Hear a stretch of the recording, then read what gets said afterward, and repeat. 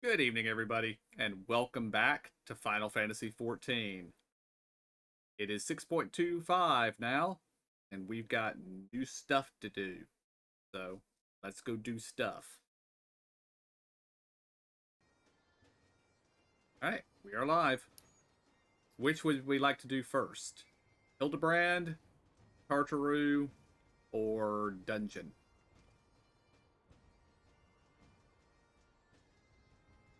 Should we do the dungeon? In case if it takes us a little bit. Sure.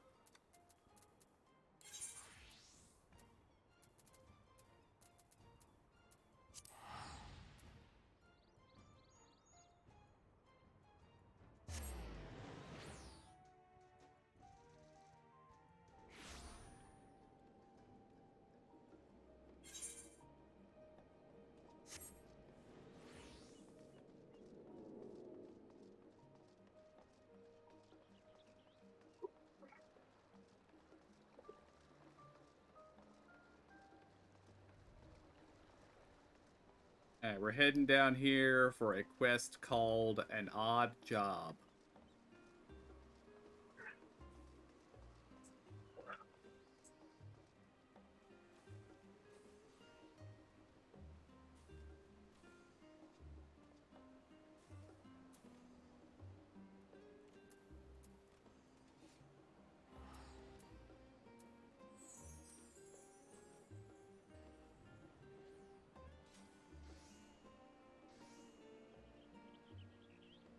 Oh, and KJ.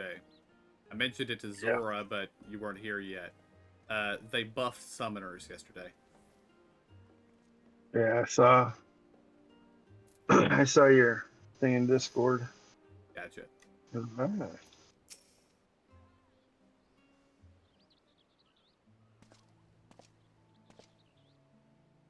Hello. How may I help you? You're you're the warrior of light, aren't you? I thought I recognized that heroic mine. Or mean, I'm not sure how to pronounce that. How wonderful to meet you. My name's Osmond. I'm a gleaner, as you may have surmised, mostly specializing in the collection of rare and curious books, and it would seem fate has brought us together. My work has given me an appetite for well-crafted stories, you see, but recently I've struggled to find any truly engaging material. I thought to myself, Self, why waste all this time bemoaning the lack of quality literature, when you could be writing the exact kind of tales you enjoy? Which is why I'm so excited to be speaking with the vaunted champion. If I could convince you to share some of the minutia from your adventures, it would lend my fiction an undeniable authenticity.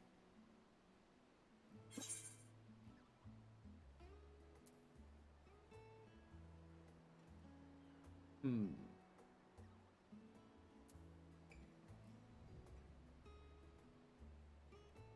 I'm gonna go with the first one.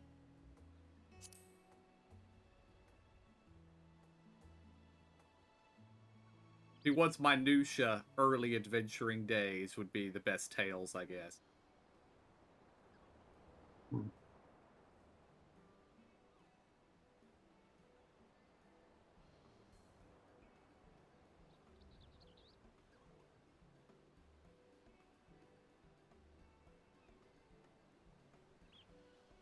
Well, that was a complete waste of. Osmond, are you actually chatting? Scholar above, it's a miracle. And here I thought you capable of little more than grunts and sighs.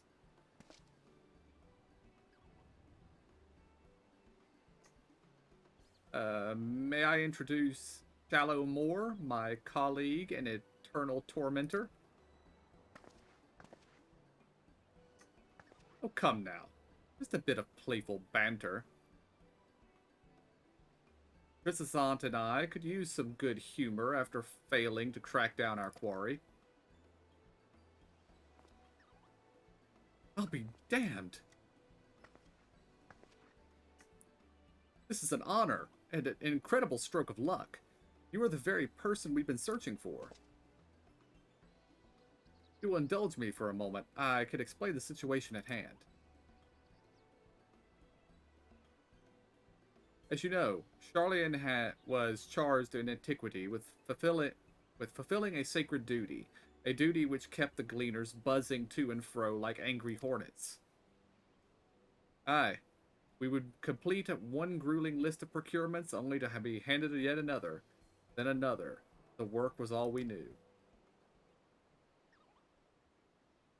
But now that those days are behind us, the tasks have slowed to a trickle, and we find ourselves, well, strangely idle. Thus, the guildship, in its wisdom, has forged a partnership with the Adventurers Guild. We now have a system in place where odd jobs from other countries can be funneled here to us in Charlian. The tasks they pass on to us are, for the most part, not your average gleaner cannot handle. There's one client, however, who has asked for you specifically, and as the Adventurers Guild has no official presence in our city, we agreed to the odd job of facilitating that request. Think of us as their substitute Charlian branch. In any case, I'll be here at the counter, ready to provide you with the details. It doesn't appear to be an urgent matter, so feel free to engage the request whenever your schedule allows. Oh, and be sure to browse Tresant's wares. He has a special selection available for anyone who takes part in our odd job enterprise.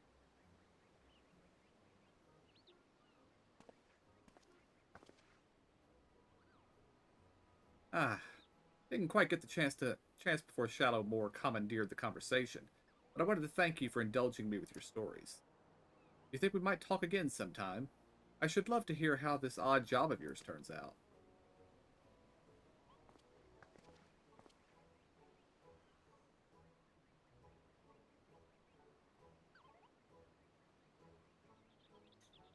As a result of the partnership between the Adventurers Guild and the Gleaner Guildship, you are now able to accept an odd job from Shallowmore at the Peristyle.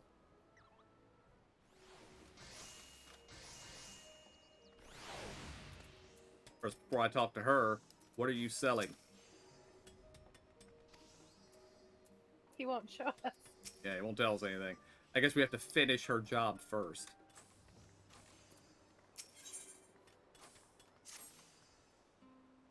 So, does this mean you found a spare moment in your busy god-slaying agenda? Wonderful. We actually have a letter addressed to you from Mistress Momodi. Go ahead, read through it. Go ahead and read through that, and I'll dig up the link pearl. I'm to use to convey your reply.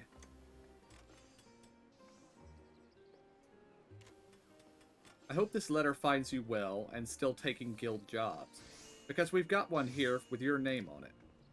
Ordinarily, I wouldn't bother you with something like this, but the client is a personal attendant of Her Royal Majesty Nanamo Ulnamo, and I'm guessing that piqued your curiosity as much as it did mine. Let Shallowmore know if you can make it over to Ul'dah, and I'll set up a meeting with this lady in waiting. I'm told it's nothing urgent, so at your earliest convenience. Momodi. What are we thinking? Yay or nay? I'm going with option 2.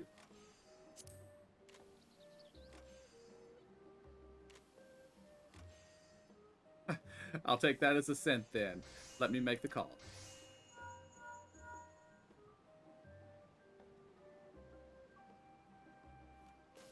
And done. Our tiny taskmaster is making arrangements as we speak. She says the lady you're to meet is a Lalafell by the name of Kokoshu. Light brown hair, green eyes. She should be awaiting you outside the quicksand by the time you arrive.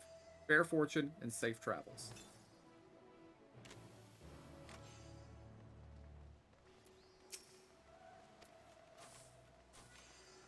And he still sells nothing.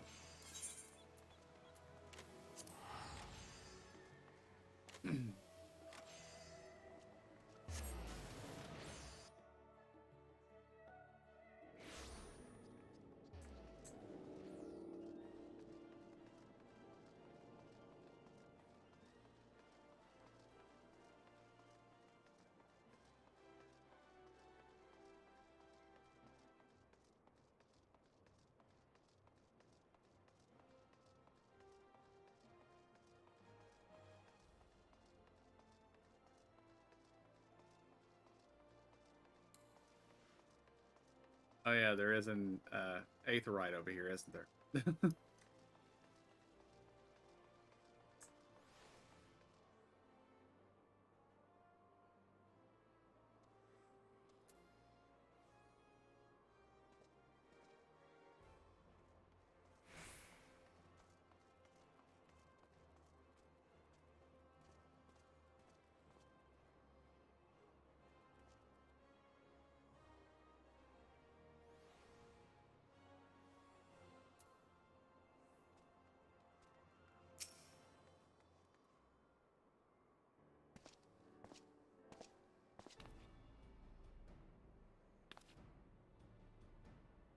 I am Kakashu. But let us be clear from the outset, I am not your true client. The personage who wishes to engage your services is the Sultana, Nanamo Ulnamo herself. Firstly, however, pray allow me to explain the request itself.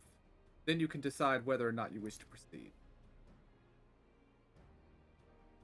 I trust you recall the tunnels beneath the city of Ul'dah.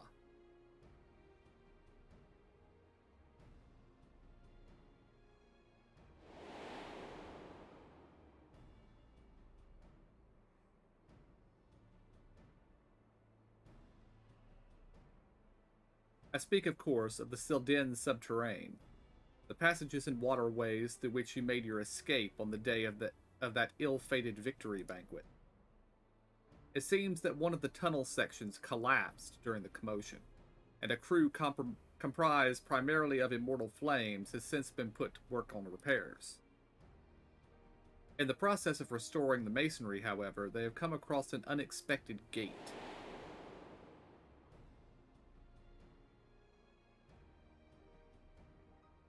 It was described as antique in design, inscrutable in purpose, and sealed shut by some mystical force.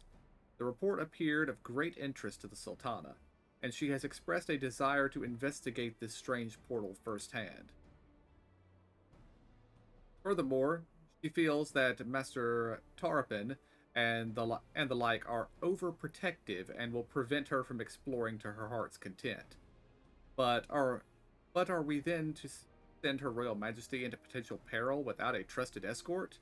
You see my dilemma. As the proven champion of Eorzea and veteran of countless heroic endeavors, it is to you whom we would entrust the Sultana's safety. Besides which, she would have it no other way.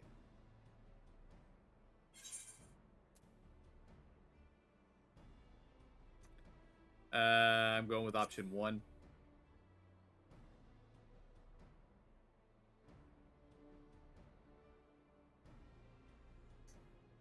Thank you. It will mean a great deal to Her Majesty. Please, wait here. I shall inform the Sultana of your decision.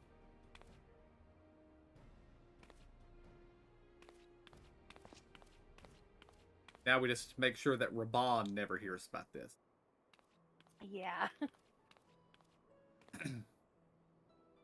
Or his kid. Shit. That's who Master Tarapin was. Oh, yeah. Thank you for coming. I greatly appreciate you indulging this selfish request of mine. I should hope for the sake of your adventurous spirit, however, that the mystery at hand proves more intriguing than odious. Agshu spoke broadly of what to expect, yes? Then allow me to add a few details to the story.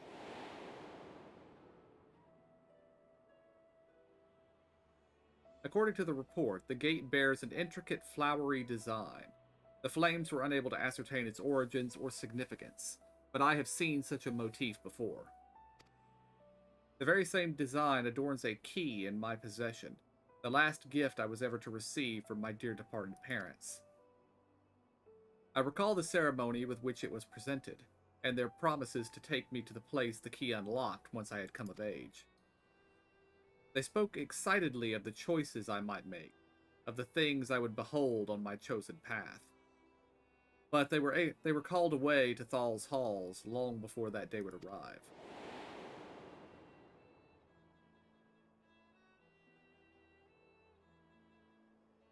With mother and father gone, I despaired of ever learning the key's purpose, and now this portal is found. Surely you understand why I cannot leave it unopened. Okay, I like these responses. I'm going with the lower option.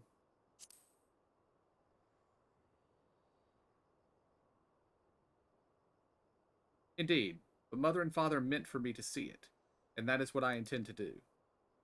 Still, neither Papa Sean nor Pippin would approve of my plans to investigate in person. I needed someone else. I needed someone else I trust, but who trusted my judgment in turn. Will you be that person for me?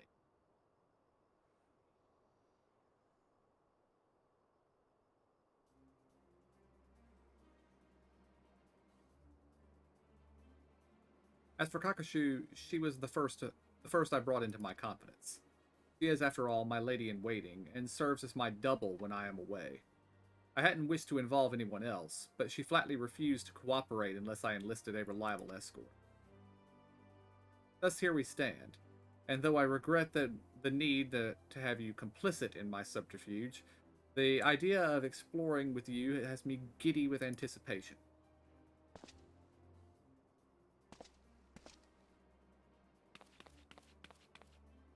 You can make way directly to the excavation site in Central Thanalan. The foreman there has been instructed to permit you entrance. Considering the tunnels reach all the way to the palace, security protocols dictate that we receive reports anytime someone enters the ruins. I will take that as my signal to join you, via the secret passages. Now, let us make our preparations. We should, as you say, be ready for anything.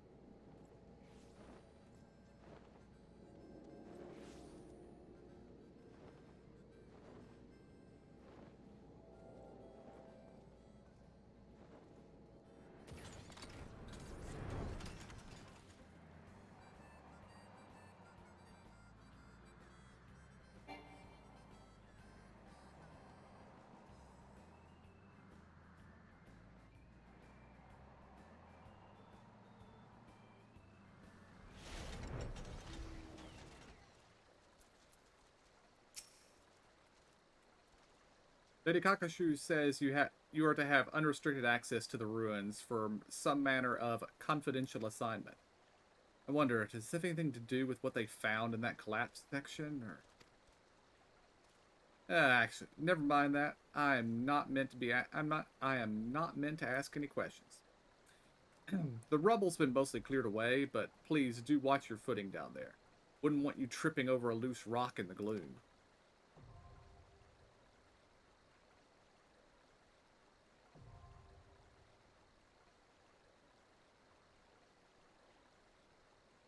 Oh. Variant dungeons, a matter of choice. Variant dungeons are a unique type of duty featuring branching paths. By exploring these choices alongside the quest character, you will gradually reveal new elements of the overarching story. Unlocking certain branches may require some detective work. Whenever you complete a path, a new story entry will be added to the journal associated with the dungeon. So keep at it until you've discovered all the forks in the road. Make it a party or go it alone. The difficulty of the variant dungeon is automatically adjusted to provide a challenge for parties of between 1 to 4 players.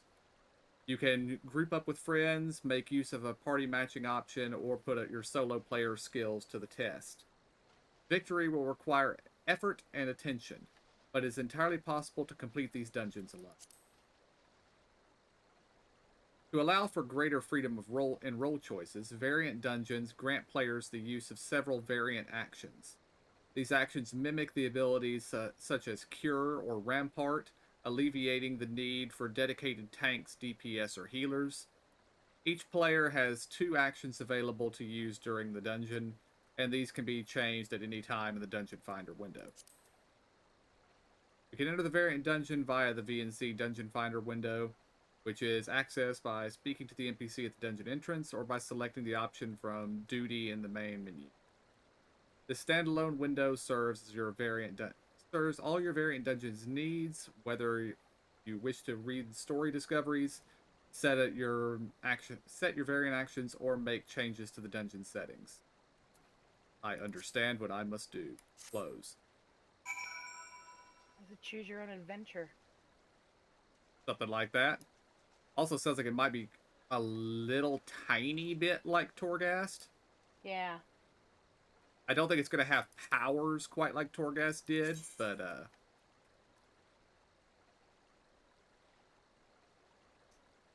okay, so I've pulled up the menu over here, and the actions we have to choose from are a heal, a taunt, a raise,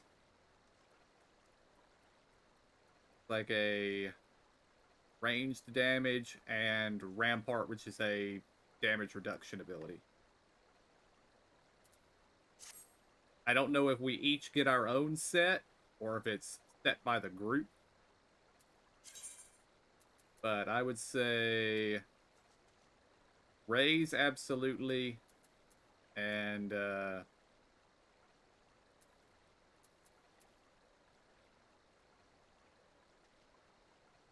guess cure's fine.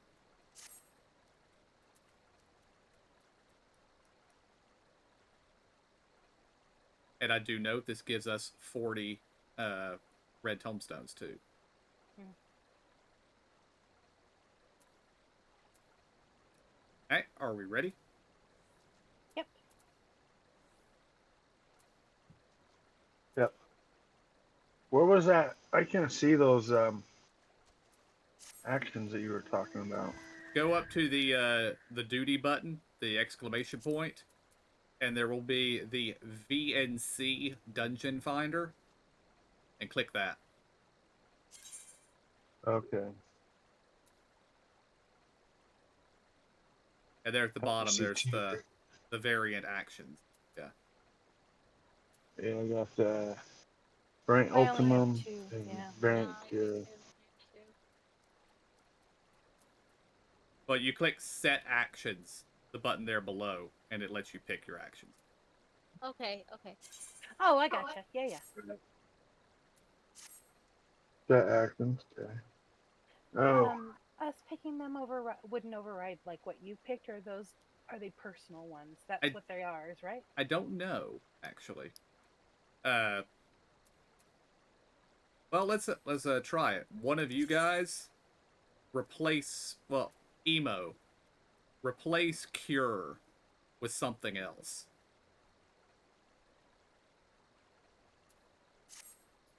And then when we queue into this thing, we'll see what we have. Okay. Thing is, how you have lots of heals anyway, so losing an extra one shouldn't hurt you. Yeah, so I picked a damage reduction and damage over time to all enemies. Okay.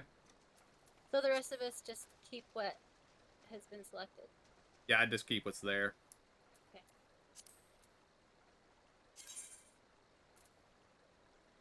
Raise would be good if it's personal to your character, then that would mean all 4 of us have a rest. But it says yeah, it's right, which is why I have it as mine, just in case. And yeah, everybody can use it. So, well, yeah, it looks like everybody can use that. I don't think I see healers on that list, but they wouldn't need it, so. Yeah, pushing the button.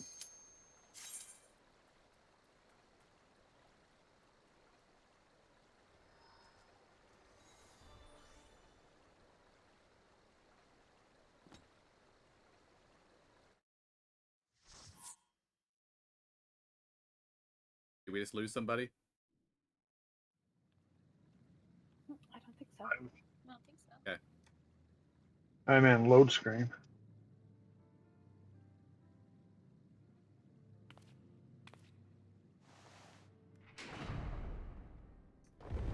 Oh, well, I was in a loading screen. I thought I heard a sound like somebody disconnecting. But it also could have been somebody leaving, joining the party sound, too, so. Maybe Nanamo is actually in the party, and that was her joining the party. Hmm. I also summoned my carbuncle.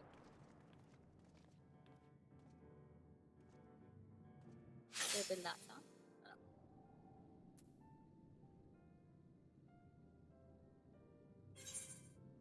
Alright.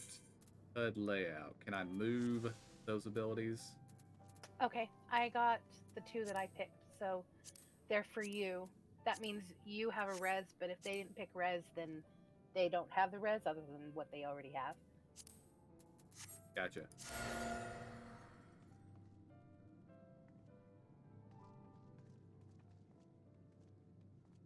I guess this is the first of the choices here, and Nanamo wants to go to this one, so.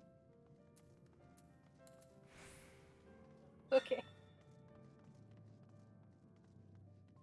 I think we have to all get in the circle.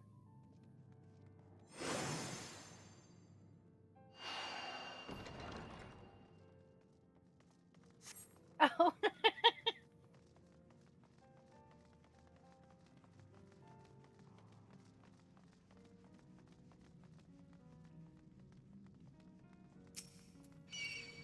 That settles that.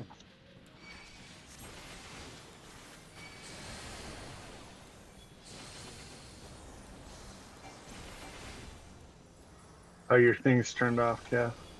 I thought I just turned it on, but apparently I just turned it off.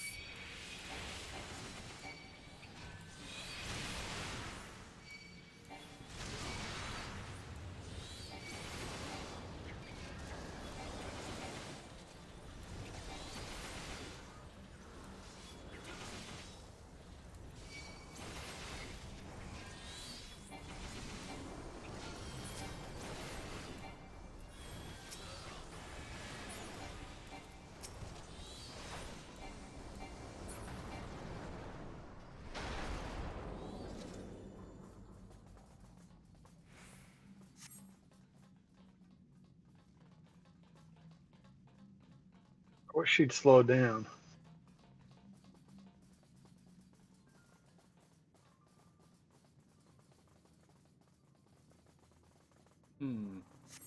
Got 2 chests here. Oh, enemies.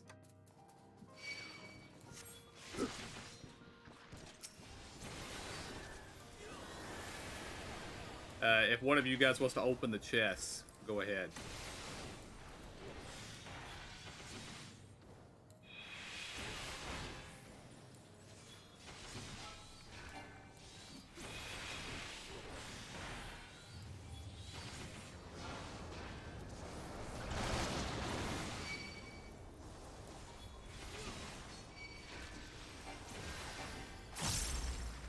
KJ, did you open a chest? Yeah, I opened one. It's full of dollars. I mean, diamonds. You mean to open another one? They don't. It doesn't show either yeah. is open for me. So. It must be personal Oh. loot, yeah. So we can all open. Yeah. I got more diamonds. Whoa. God, not.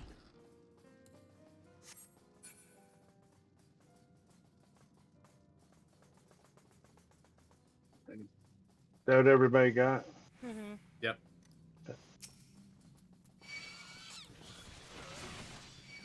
If I had to guess, I would say this is the currency the guy back in Charlian wants. Oh. Yeah.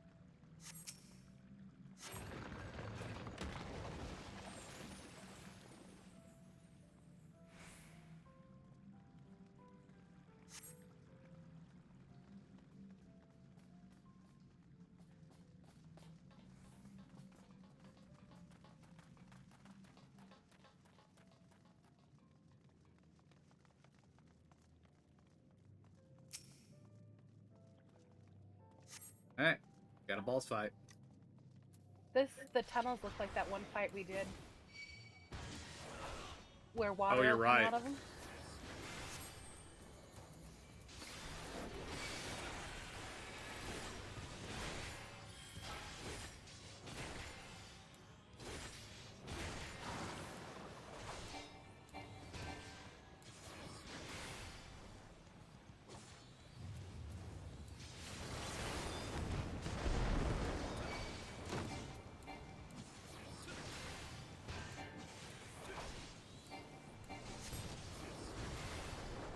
Can you knock the barrel off the platform? No. Alright. I was looking at it, try to target it, but Gotcha. my mouse wouldn't do anything either. Get around the blue one then.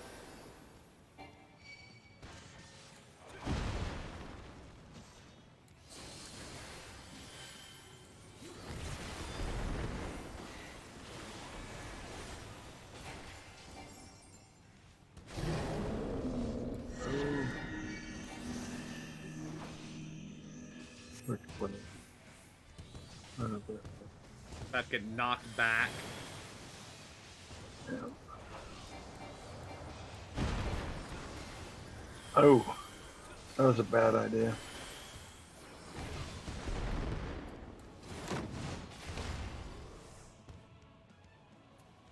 Oh crap. Run!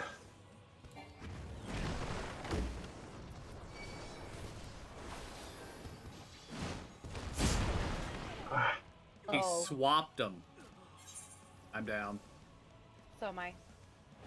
I got Cass. That was freaking low. Oh, I'm down. Kill yourself.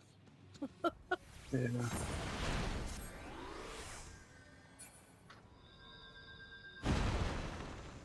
Oh shit. Get out of that. Who are you getting up? A little bit. Let me see here. Ah, never mind. Nobody. No one.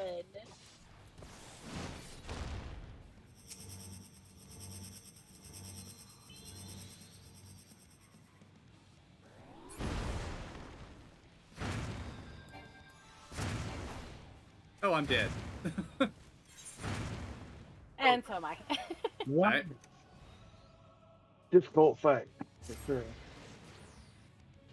Well, no, not knowing the mechanics. Right.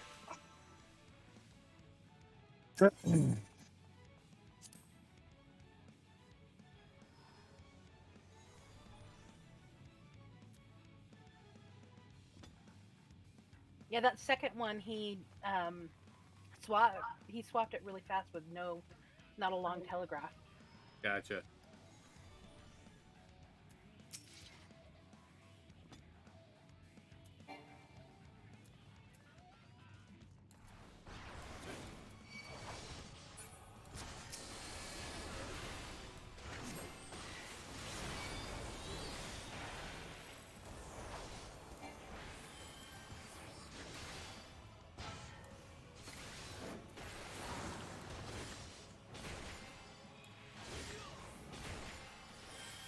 I'll try to keep an eye on what he's casting, just in case what it says gives me an idea.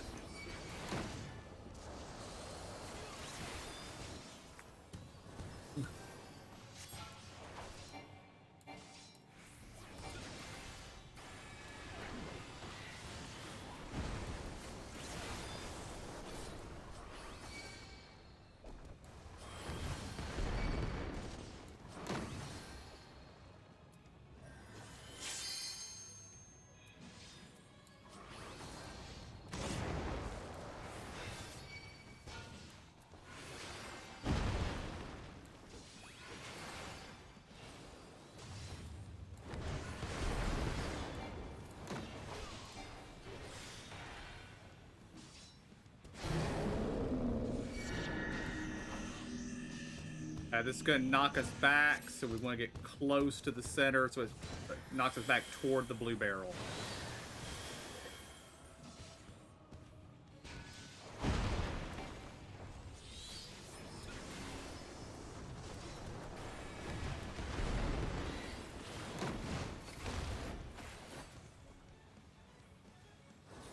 Okay, he's about to do something, but I don't know what it is. They flipped over. That's what it was. Oh, so we're gonna want to be by the other one. Right.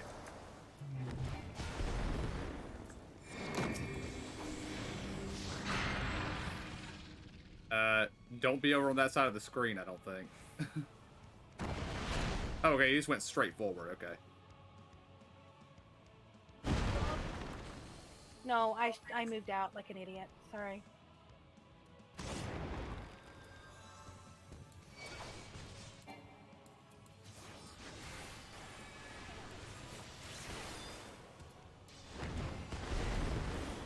Ah, son of a gun.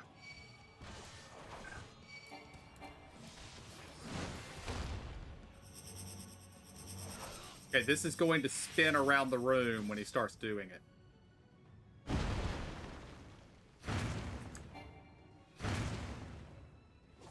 Godzor. Yeah.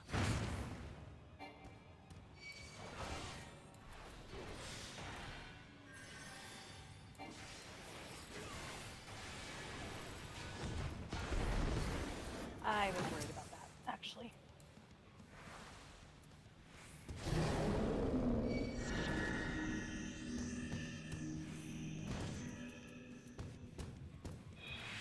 I'll pick you up as soon as I can.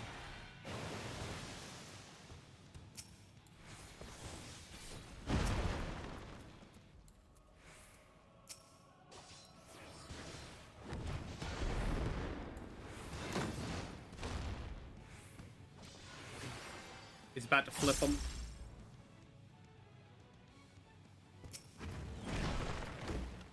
Oh, I couldn't get a heal off on myself.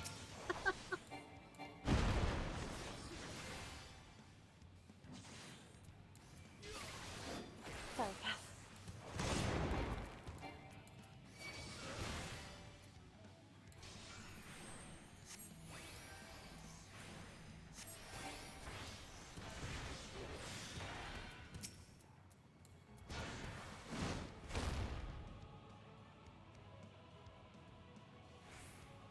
Has a long cast.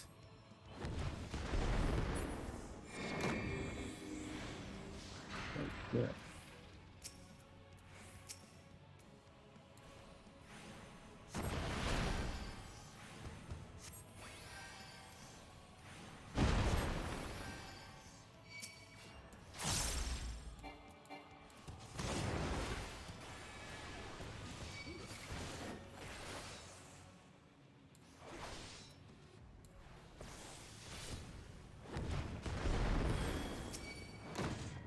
Who are you picking up? I'll get KJ.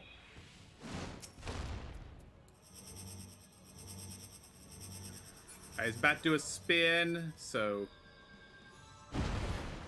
I think I might wait.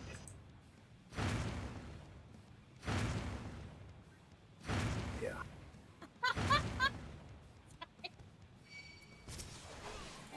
it's all right. It's hard to tell where it's going to hit next. Yeah, he does it a weird amount.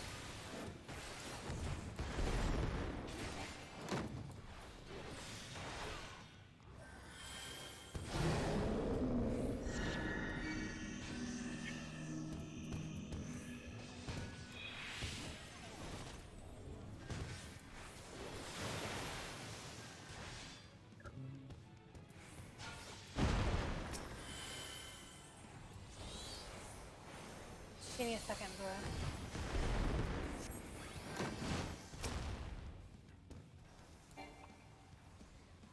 This is one we haven't seen before.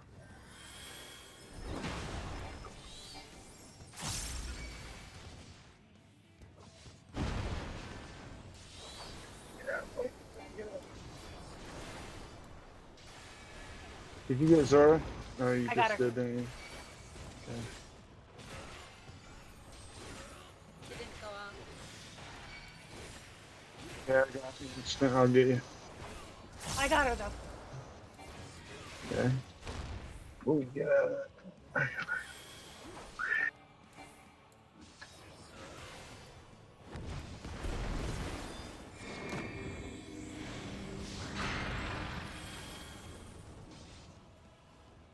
What is that? You don't want to be in it. Oh.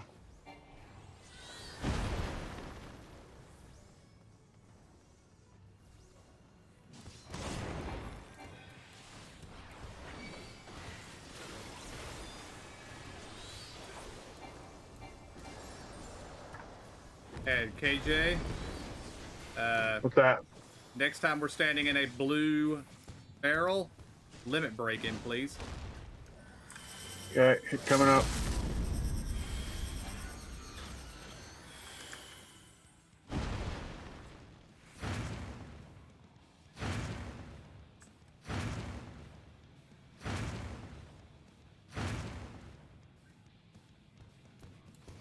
He only turns 90 degrees. Yeah. So- His things are not as like on Mark as I would think. Mhm. Yeah. It's a big wide one too, so. Oh shit. All the way over here. Oh, and there's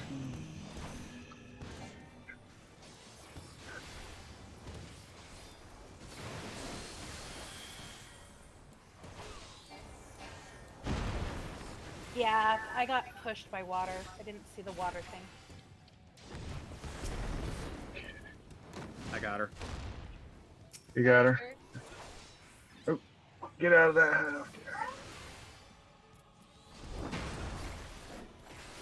Okay, important thing I learned on the internet, if I survive this, which I did not. I'm down. I'll get you. But when you res, you have 5 seconds of invulnerability as long as you don't use an ability. You can move, Oh. but yeah.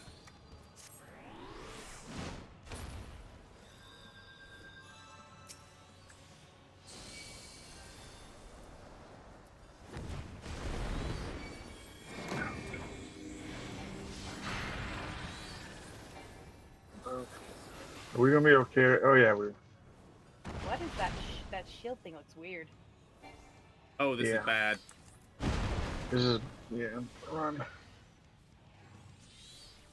I didn't realize the shield knocks the barrel in the middle in the direction that he's gonna knock things.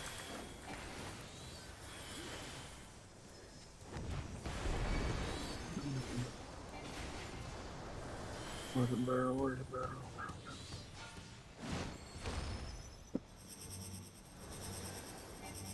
That's right. Where did I-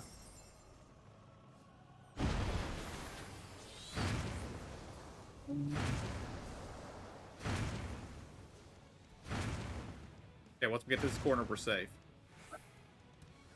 Got it. I got it. You got her?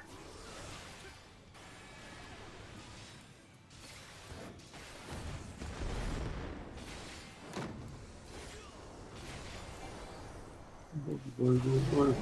Do we even have a blue? There we go. There we go. Oh, that was BS. Oh, Yeah, this the guy water hurt. got me. That's what Right? happened last time. Yep, that.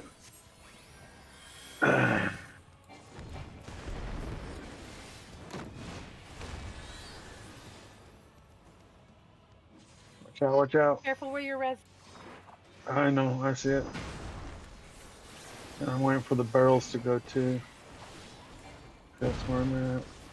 Okay.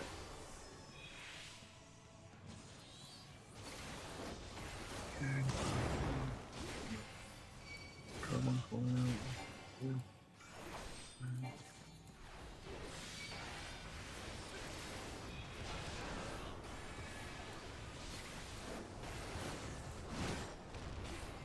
Oh, I gotta get over it.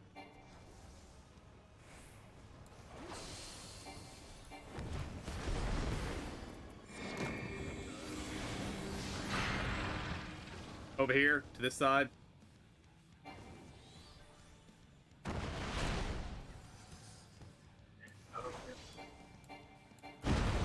Yeah. No. Just hit on there.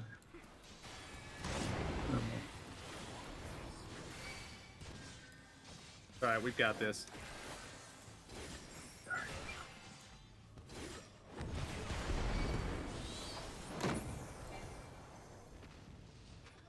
Woo!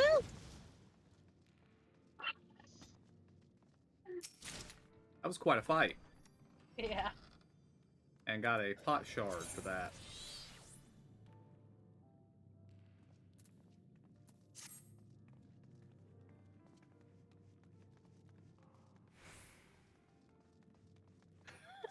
Did you read the description on the diamond, the bag of diamond? I did not.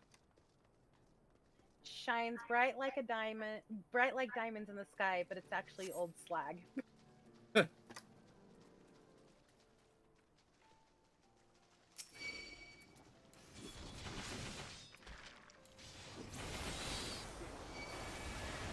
Yeah, that guy wasn't too bad. It was just learning what his abilities were. Mm-hmm.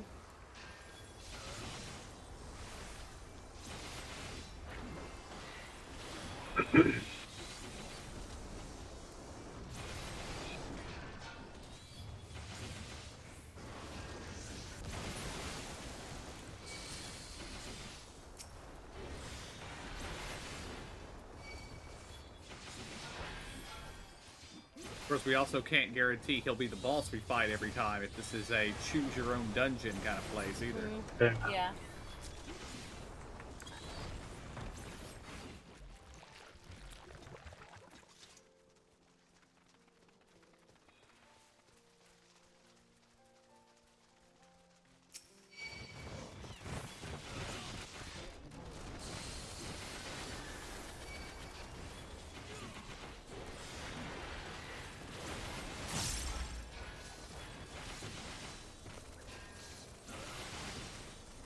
But yes, I learned in that fight that my ability that lets me cast spells without cast time works on the raise spell, so... Yeah, that's generally how I'll do res, Me because too. Because yeah, they take way too long. Of course, that actually means that my swift cast is better than your swift cast. I get to cast 4 spells. Oh. Rude. Of course, I know, that'd be nice. I make up for that by only having like 5. So.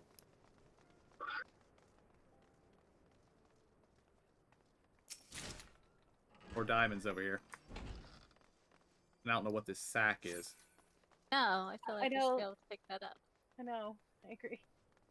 There's a few of them around. Uh-oh. Oh, I some can manner take of this up. riddle now. Okay, 2 eyes is what it says. Something around here that needs eyes.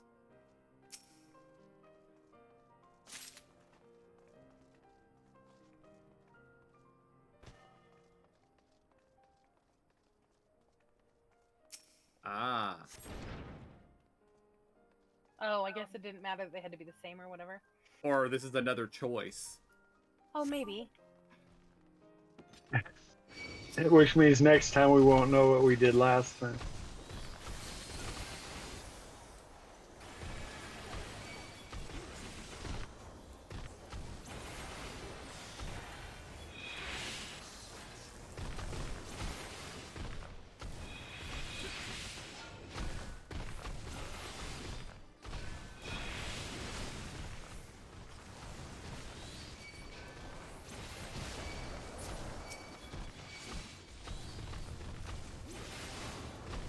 I think you needed to get out of the white stuff.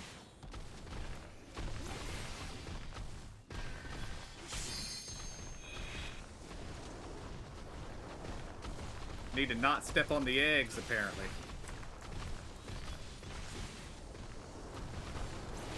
That's WoW reminiscent. Indeed.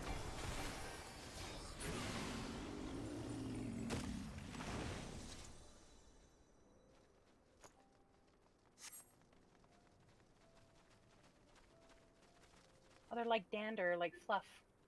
Mm-hmm. Another boss. Big guy One- repair bot. One that we can't see.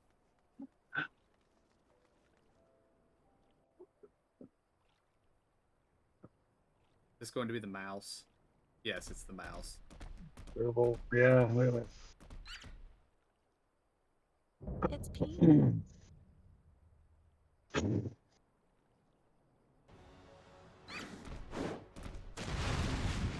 still must kill it, Zora. I know. Oh man. It's got a whip tail too.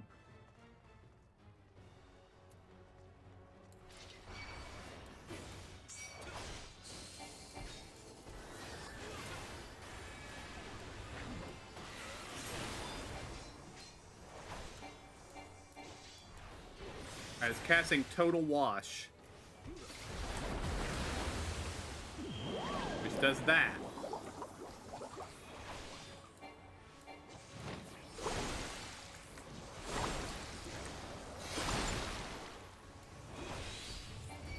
Okay, it cast Squeaky Right, which did a frontal cone attack, and then a cone directly to the right.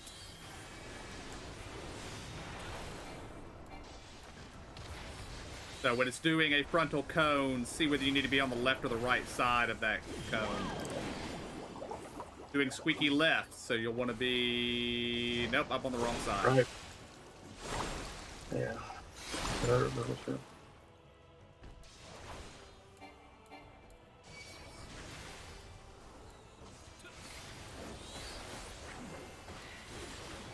Casting Chilling Suds, so I think we're about to get frozen.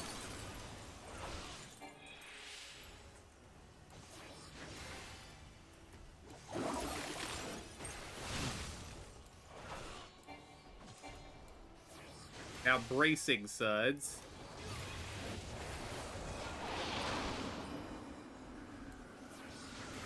Get under it.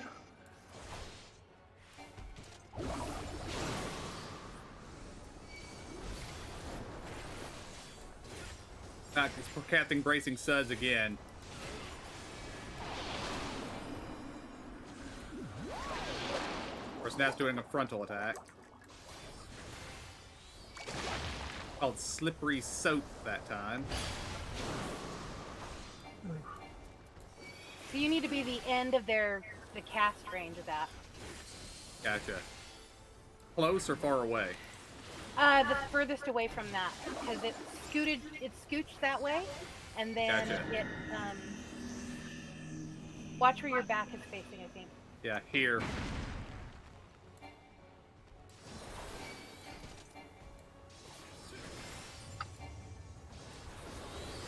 Doing Total Wash again.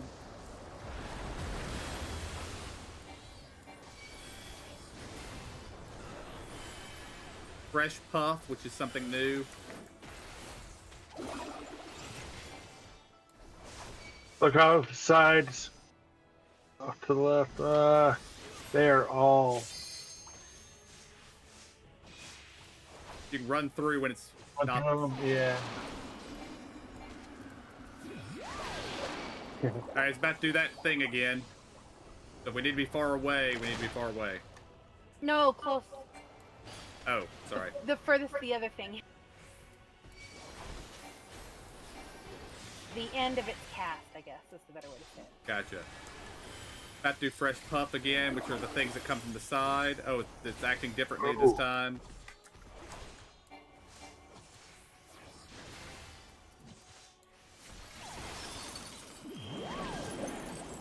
Doing Squeaky Left.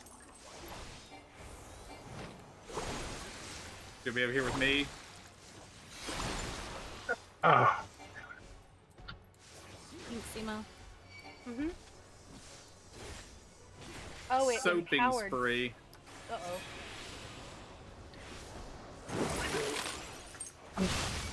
I was out of it. Apparently not enough. Thank you. Uh-oh. I'm down. I got you. Get a heal on yourself.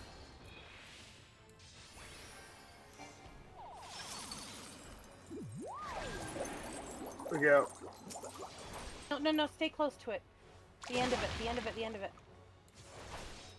Oh, no, that was different. Dang. Cast a different ability that time.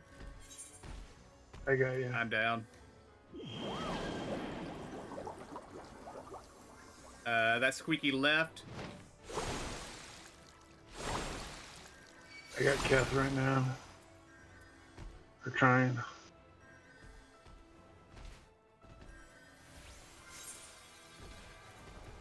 I'm down. And Tank Buster's about to hit Emo.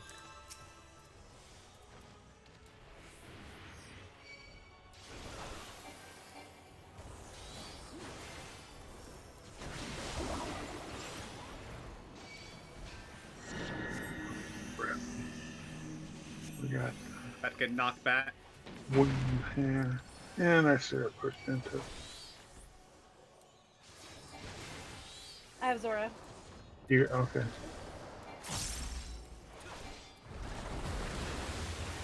Oof. And I'm down. Dang it. I'll get Emo. You guys heal yourself some.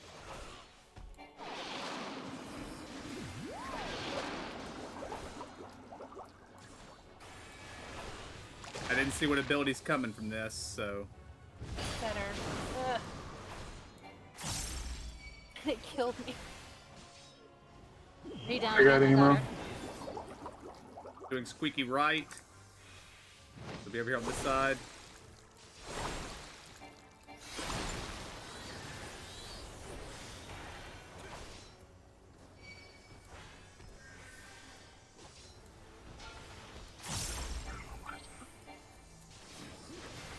Be sure to be using your, the cure spell that came with the dungeon. It's pretty good. Yeah, that's what I've been using. I did that when I took that tank stuff. I'd used the one that makes me take less damage. I think that's the only reason why I survived it. Yes.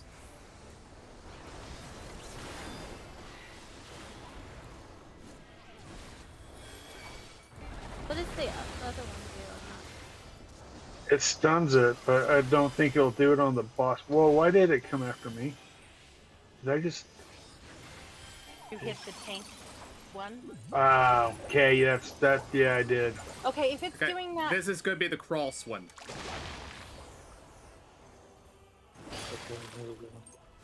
The ice. How do I turn that damn tank thing off? You have to find the ability and click off of it. It's doing squeaky right, get on its over on its left side.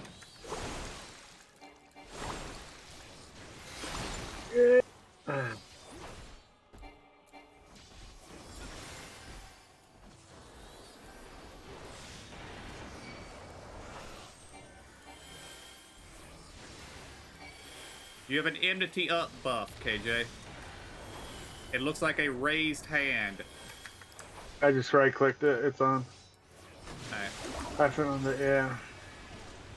It had a timer on it, so when I clicked it again, it reset it. I should have just let it go, I think. Probably. Go.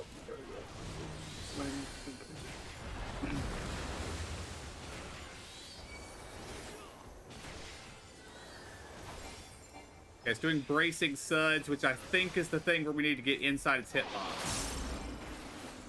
And no. yeah, No. come here. It must be after it does this. There we go.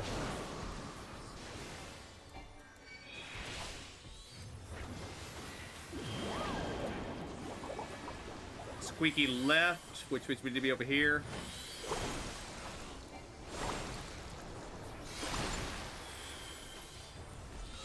Wow, it looks like it's getting bigger, his sweeps.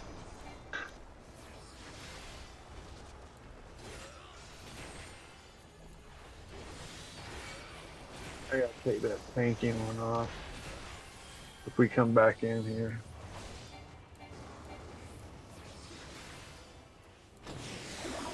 I imagine we will at some point. Okay. Let me see. No, no, no.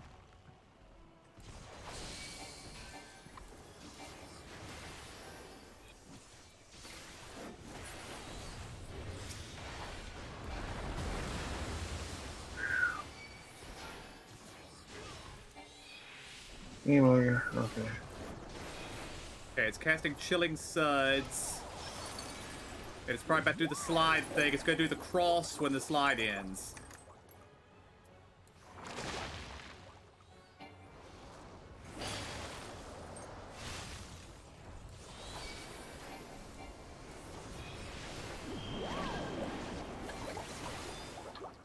Over here.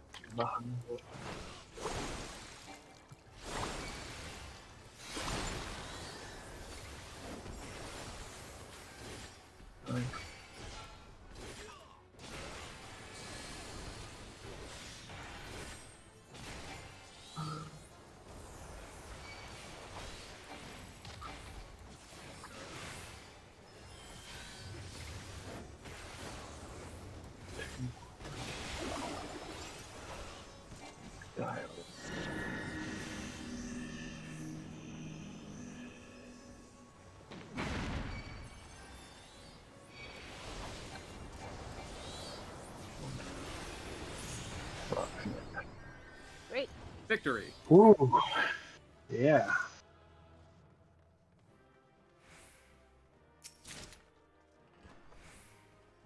And 2 pot shards and more tombstone.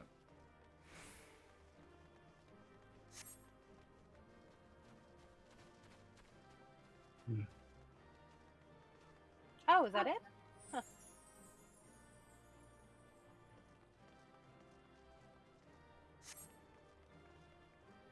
Huh. Nice.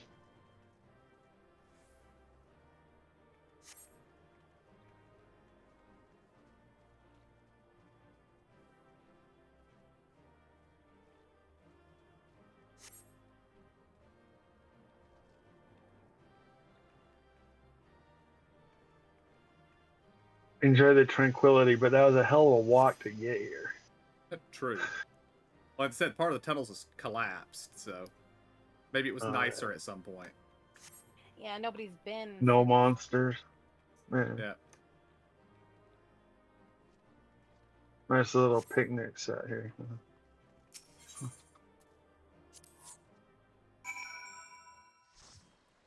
Mm-hmm. That was Oh, I interesting. wonder if that's for sale. Mm-hmm. Huh? Oh, that'd be cute at the house. Little The box bears in the or box with the drinks in it, whatnot. All Picnic. done with There we go. your assignment, then? Glad to hear it. I'll inform the workers that they're free to head back into the tunnels. Oh, and before I forget, I have a message for you from Lady Cockashoe. She wishes to meet you by the quicksand upon your return to Ul'dah. Safe travels, sir.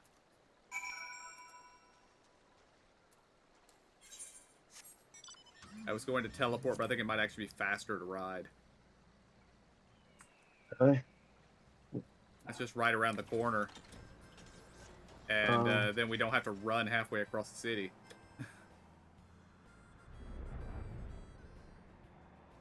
Well, right across the quicksand itself has a teleporter, so It's all the good. This Adventures Guild, huh? This works. Crystal, I sent me.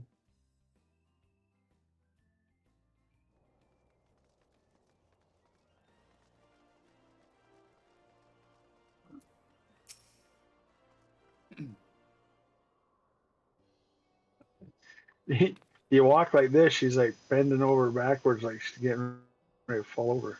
That's funny. Welcome back.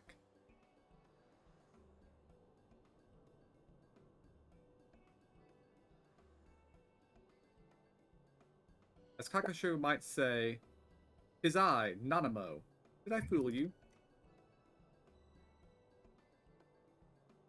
My lady-in-waiting yet plays the role of Sultana, but we reasoned it odd if Kakashu were to enter my chambers and never emerge.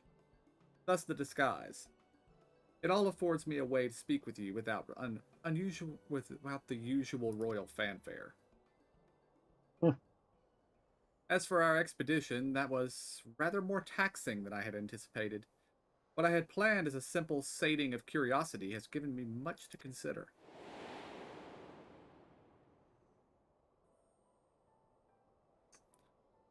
I thought I had come to terms with the loss of my parents, that I was content with the few faint memories I had. Yet walking into that beautiful secluded garden and seeing the traces of themselves they left behind, it forced me to acknowledge the grief I hid away as a child, and carry locked within my heart even now.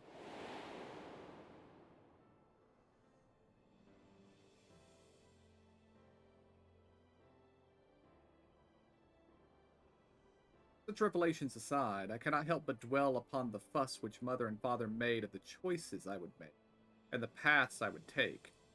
Other places of import yet lurk behind those portals. Of that I am certain. Yes, I should very much like to conduct a more thorough exploration, when time and circumstances permit, of course. Aid me in mapping out this underground enigma, and you will find me a very grateful Sultana.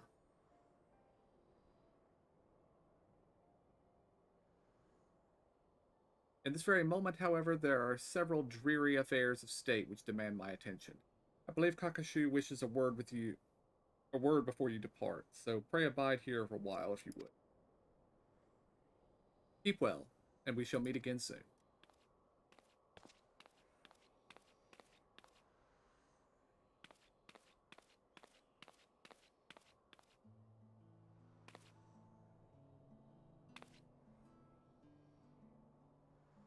Welcome back.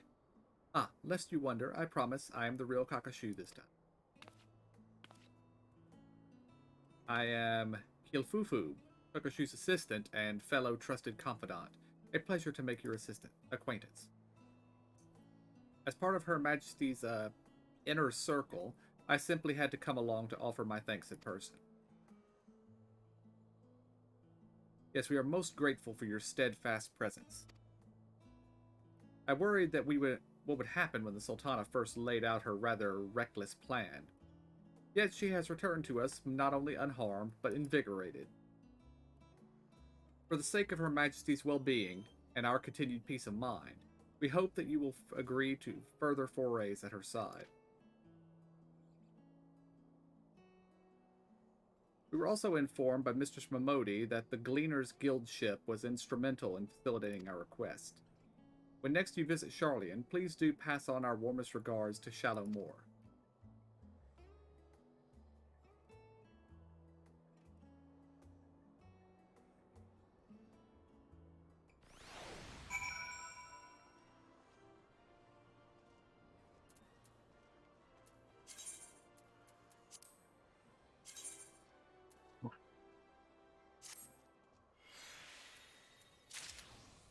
I'm here. Sorry.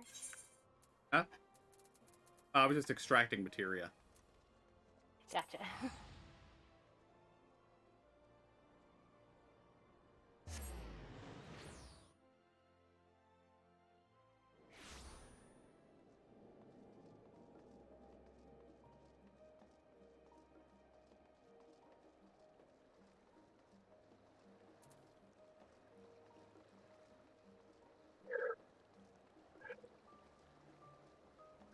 Of course, there's also an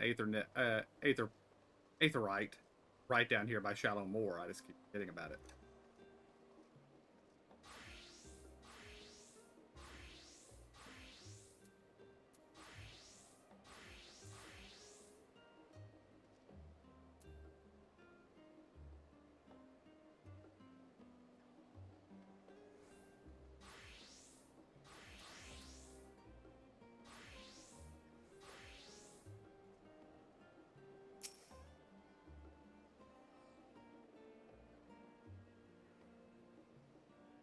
All finished with the job then? Mistress Modi called to thank us, and let us know that you had arrived in Ul'dah. So the little lady in waiting sends her regards as well, does she? They sure know how to make a girl feel appreciated. Oh, I should probably give you a nudge in Osmond's directions. He's been scanning the crowd every few moments, hoping you're back to regale him with the tale of your odd job adventure. If you've the time, I'm sure he'd be thrilled with any scrap of story you care to share. Not this time.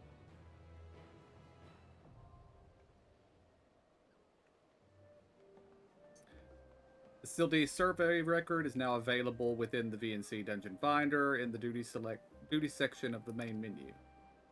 New entries will be added to the log as you complete each possible route through the variant dungeon. Of course, now I have to click that and just see how complex it is.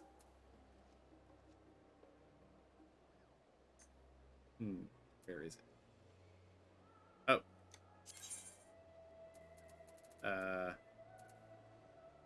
There are 1, 2, 3, 4, 5, 6, 7, 8, 9, 10, 11, 12 different paths.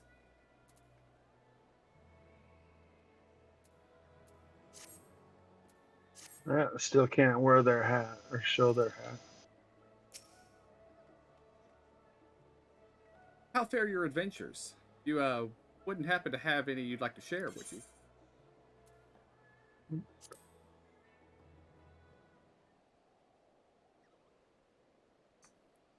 Silden's Subterrane. I'm passing familiar with its history. And Mr. Smodi's client had you exploring the network of tunnels and aqueducts?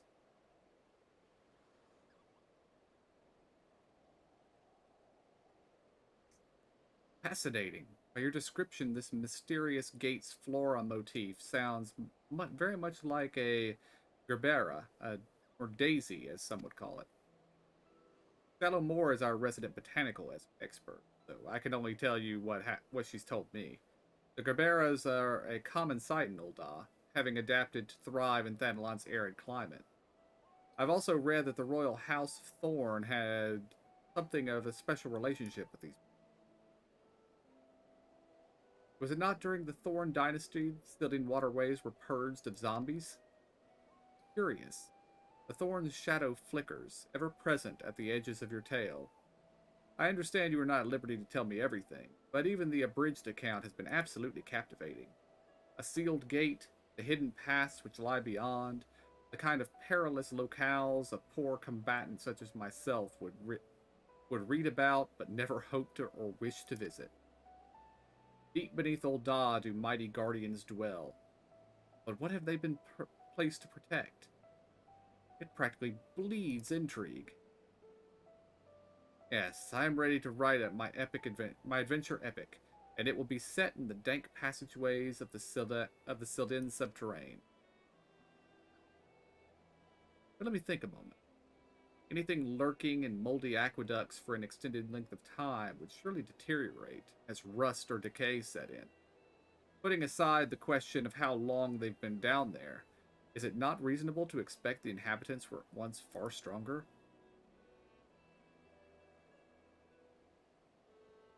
Perhaps strong enough to challenge even the indomitable warrior of light, eh? With you as a muse, this book will all but write itself.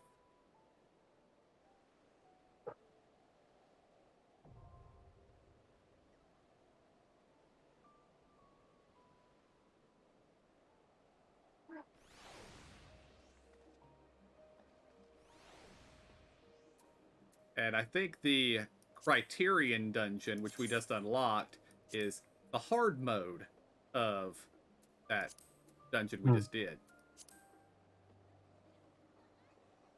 And kind of that rewards Silden Silver.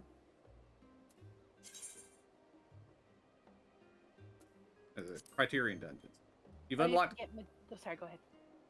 You've unlocked Criterion Dungeons, a tier of higher difficulties, which can be accessed by switching the tab at the top of the VNC Dungeon Finder window. Criterion Dungeons have no accompanying NPC or branching paths to explore.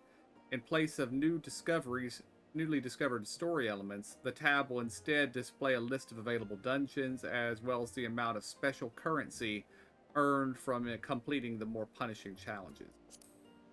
Unlike variant dungeons, Criterion Dungeons do not allow job changes. Resurrection via raise or other abilities is also restricted. being permitted only through the use of the special variant Raise 2.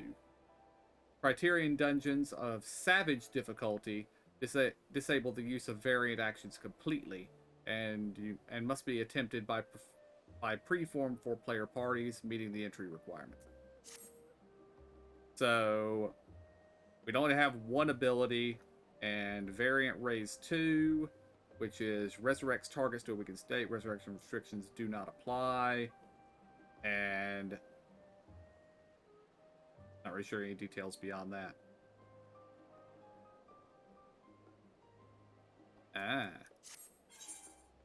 Probably don't want to try that one. It has a minimum minor level of 610. Or at least not right now. Yeah.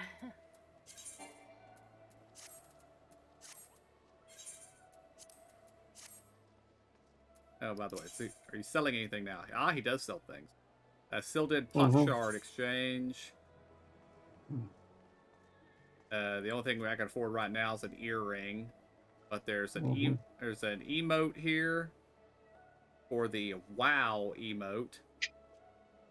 And then an outfit.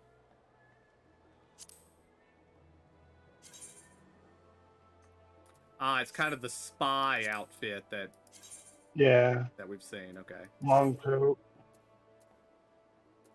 Even the 50s style shoes. And it's got that one hat, like the 50s. I can't remember what it's The called. fedora?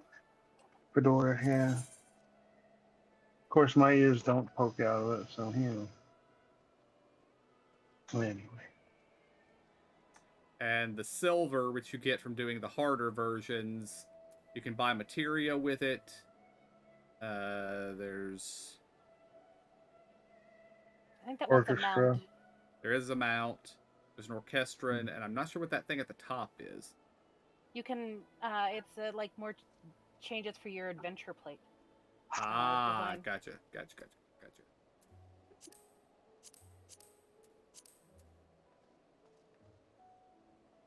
Alright. And I'm pretty sure the Wandering Minstrel is not important, but I'm gonna go talk to him just to get him off my map.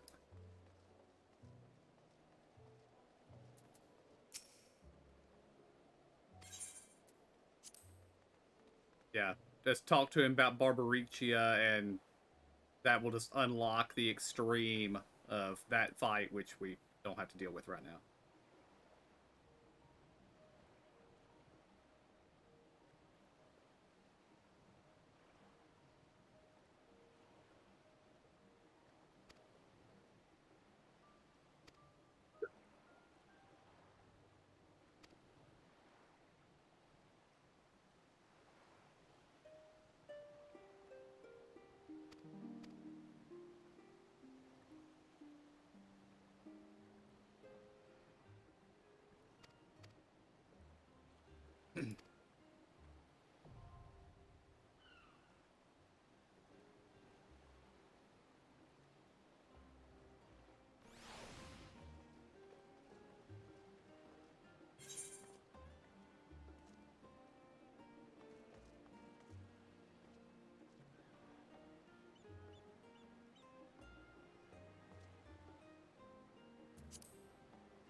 Alright, let's head. Since we're in Charlie, and might as well do Tartaru's quest.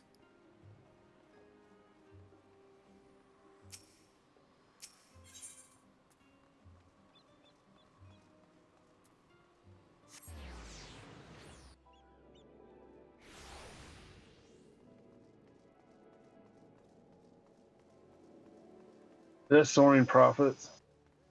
Soaring Profits, yeah.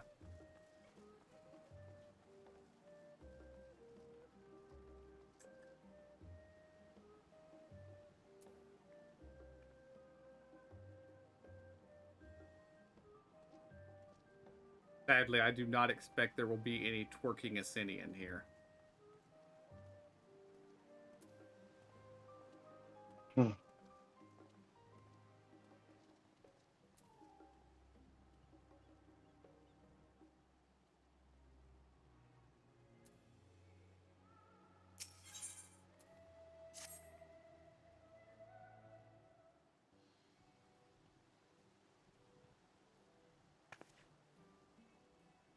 Why, hello there.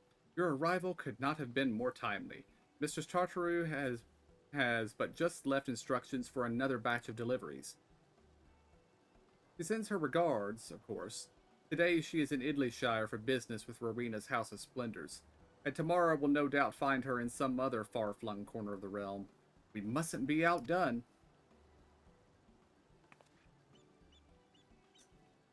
This time, our samples are destined for 2 organizations in Kurthus, an arrangement made possible by none other than Master Sicard. He contacted his dear friend Lord Emmeline de Fortem, who was kind enough to spread word of the boutique into his own contacts in Ishgard. It hardly took any time for the first letter of interest to reach us, and once the samples have been delivered, that interest will be piqued to a passion. Or so I have been assured. Lord Emmeline has insisted he will take care of the particulars and bid me convey with enthusiasm that he looks forward to accompanying you on the deliveries. Now then, regarding that secret mission of ours.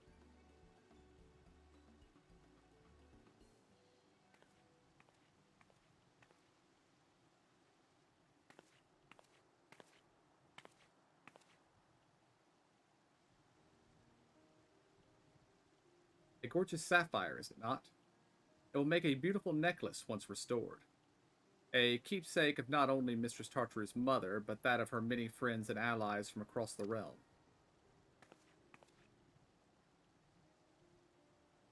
I am confident that someone of your experience has a most discerning eye for mementos.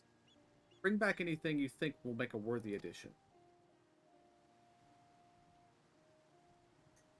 And with that, I will leave these samples in your capable hands and eagerly await your safe return.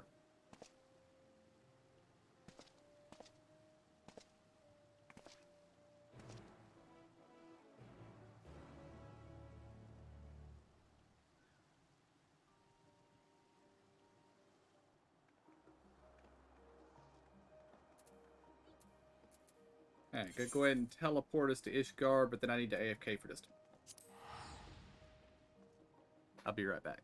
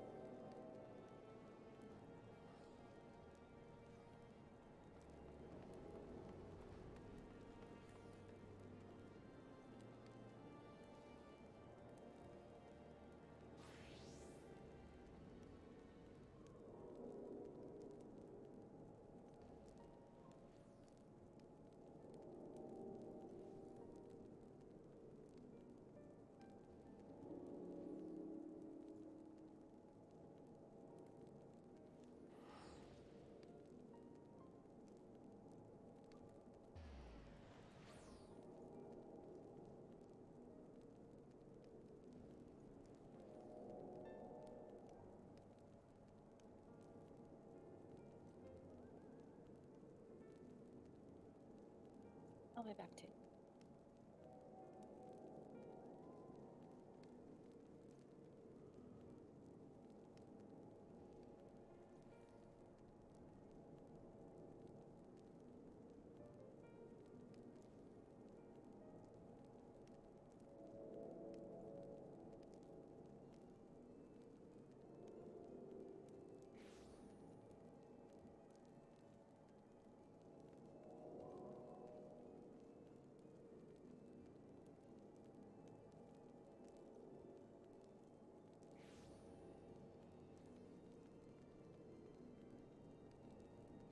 Last vigil is the closest one.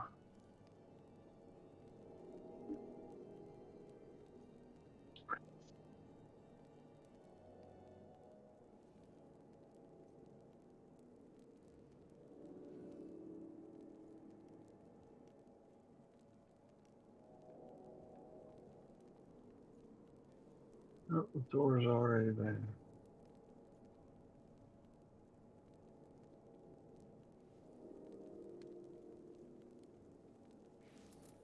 And I am back. Going Welcome back. back.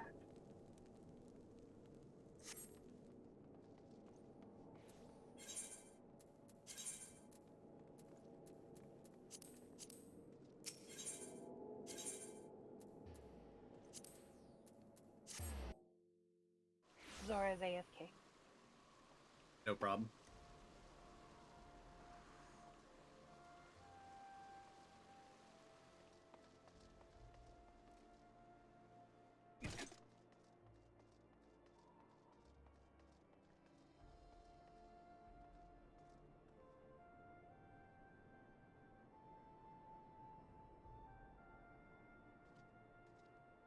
I'm back. Welcome back. Hey, just 1 second.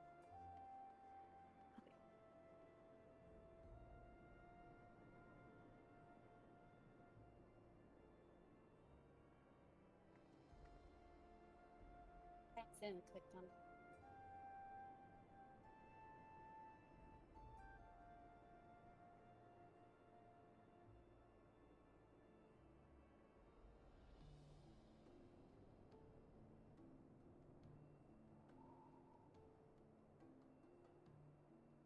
All right.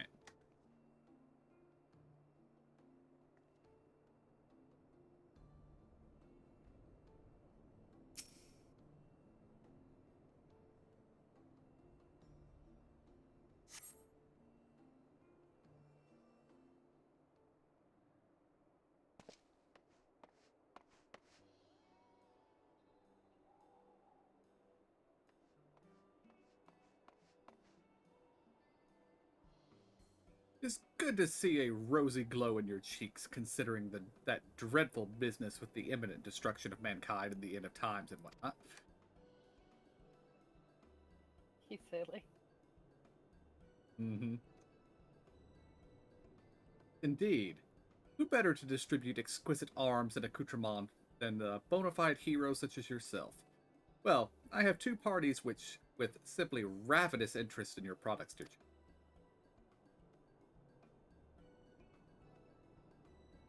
The first of whom so happens to be rather exquisite herself, my dearest Lady Laniette. That the knight from the Sea of Clouds. Our look on our face is just amazing. Be so good as to precede me to the Rose House. I shall be along promptly, of course, just as soon as I am coiffed and powdered.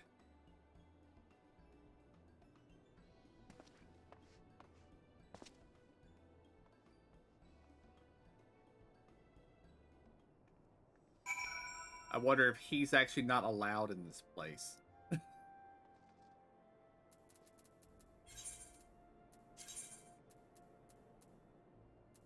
Possibly. Okay, it is the Sea of Clouds.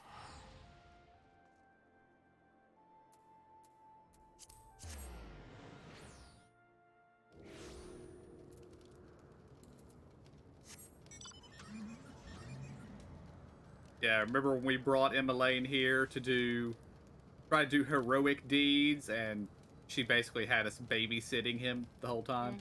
Mm-hmm.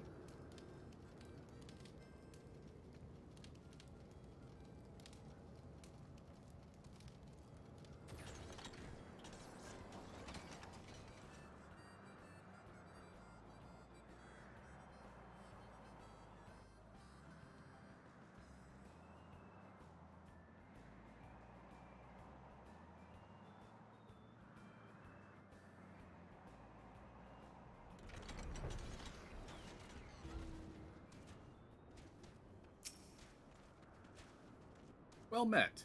It's good to see you hale and whole. Yeah, my condolences, Laniette. He's on his way. Thank you for personally making the trip. I know your obligations are many. Truth be told, your arrival could scarce have been better timing. While our while our erstwhile troubled relations with the Vanu Vanu improved by the day, We have been forced to reconsider our current munitions due to the recent incidents of... I have come, my darling Blossom. Behold, Emmeline the Executioner, here to smite your foes with ruthless ardor. Oh God.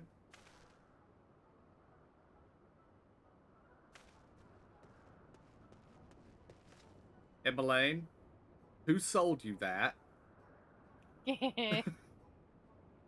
Well, I strike a rather smashing silhouette, do I not? Why, Sickard did it. Why, Sickard could not have found a better man to gift these samples to. Surely such splendid armor could be put to better use than fashion, Lord Emmeline. Could I not prevail upon your better senses to relinquish that gear to those who might appreciate its practicality? Far be it from me to deny any request of yours, Lady Lafayette.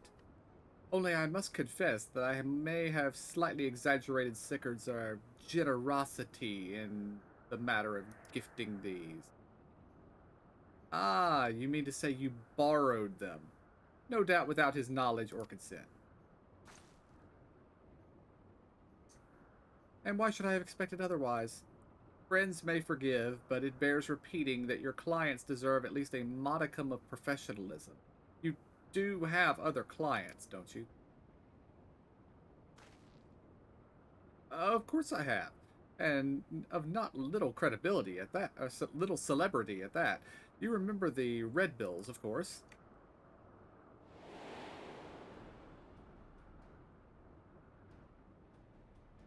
So this is why we had to do the Void Ark quest line.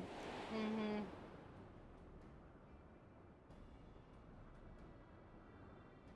The Sky Pirates. That an experienced adventurer should know them hardly surprises me. But how does a privileged son of House Fortemp come to make their direct acquaintance? It's a happy coincidence of ale and circumstance, I assure you. As he can attest, an unbiased range of social contacts is an essential arsenal of not just adventurers, but any gentleman of consequence.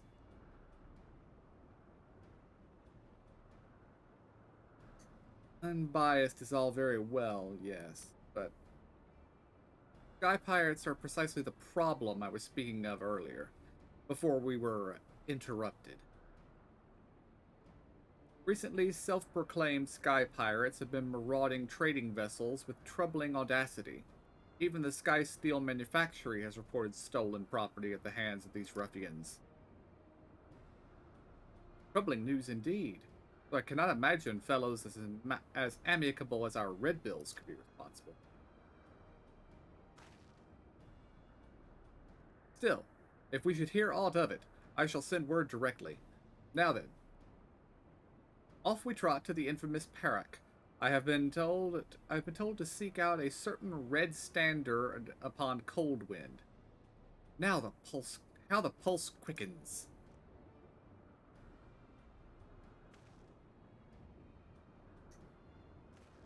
He waves at her as she puts her hands on her hip, just stares at him.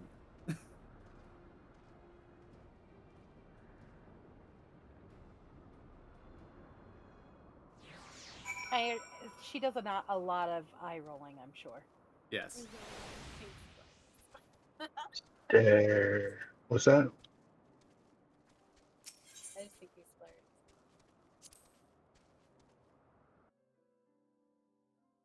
And I like how it took us directly to where we needed to go. Yep.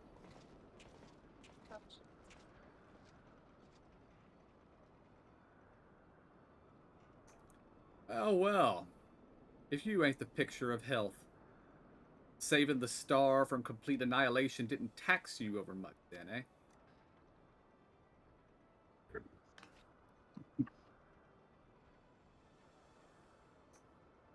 Let me guess. It was not compared to all the bowing and scraping required of the mercantile genteel. Don't tell me this dandy is what wooed you from the life what wooed you from the life with sweet nothings of financial comfort? Leoford, my good man, you know as well as I that the only one wooing him into anything is yourself. Don't think your interest in our mutual friend has escaped my notice. Your aim all along was less about armaments than it was an audience with him, was it not? Not bad for a dandy. Aye, I might have had me sights on a touching reunion between him and myself, but that's not to say I won't be needing those samples. See, I've got a job that could right benefit from both your keen sense and those pieces you brought me. So, so long as as they're half the quality of what Emma Lane was showing off at the Dale houses. I can count on your participation, yes? You'll be duly compensated, of course. Just name your price.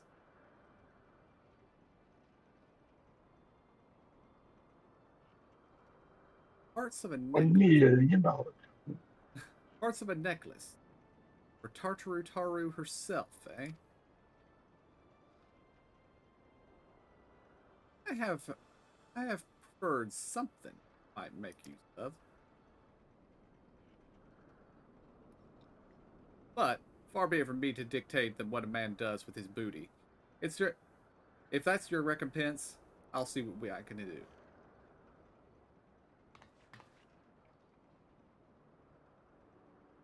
Now that we have you on board, allow me to elaborate. It seems another band of petty thieves has been masquerading as sky pirates and harrying on as traders.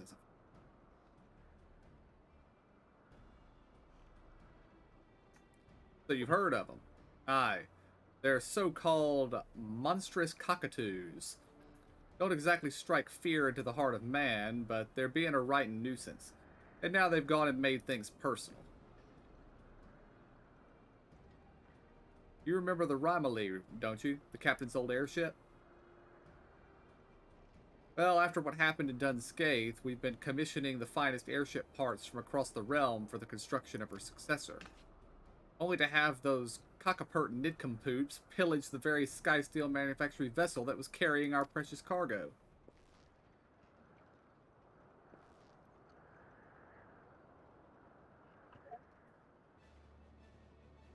The nerve of some people, eh? Makes me mouth water. Of course, only the cockatoos realized once the cockatoos realized whose property they pilfered, they flew into a panic and holed up in Idleyshire after stashing the goods somewhere. This is where you and your samples come in. We want you to take Leoford and... Before you spill the rest, Stacia, let's make sure our friend here is still up for a spot of fouling. How about it then?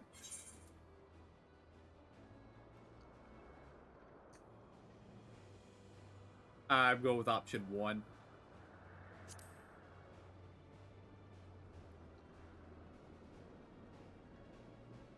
Game bird. I knew I was right to call you. Those downy ducklings won't know what plucked them. Quite so. With the Warrior of Light returned and our crew complete, victory over these ne'er-do-wells is most certainly assumed. By the by, would you have any terrible objections if I informed the Rose Knights of your designs upon these charlatans? The Knights are affiliated with House Hallianart, you see, and thus have particular interest in recovering the contents of Skysteel vessel.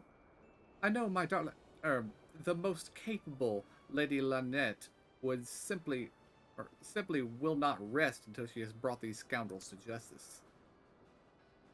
Can't say it's an alliance I've ever considered, but so long as I can get all the cockatoo I'm due, our knights most thorny are welcome to catch a cage as they see fit. Splendid. Lady Lynette shall be very glad to hear it. Overjoyed, even. Yes, she may simply be unable to contain her unbounded delight. I must away. Not awaiting us in Idleyshire, but danger and subterfuge. But such is more tempting to our ilk than the lovely knights, eh? Let's be off. I'll explain the rest of our gambit once we're there.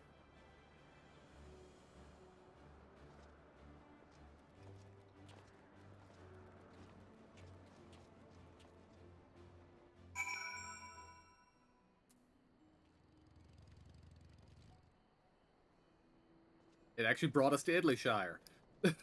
Very accommodating.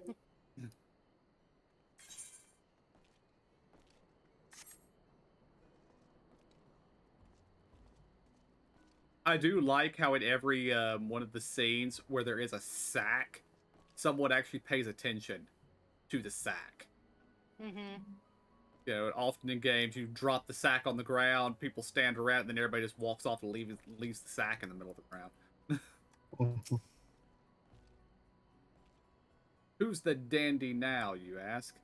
I reckon my reputation precedes me in these parts, and the legendary Red Bill Leoford ain't known for togs like these. I just realized he's wearing a different outfit. Though, I could get used to this. Comfortable, practical, with a sense of style to boot. Ain't often you find the holy triad of battle gear. Quite the line you're touting. Which brings us to your role in my master plan. While it ain't easy laying low in a motley place like Idleyshire, these cock-a-hoop cowards have been managing it well enough. So to lure them out, we're going to spread savory rumors of a black market merchant looking to fence fine contraband for even finer coin. That's you.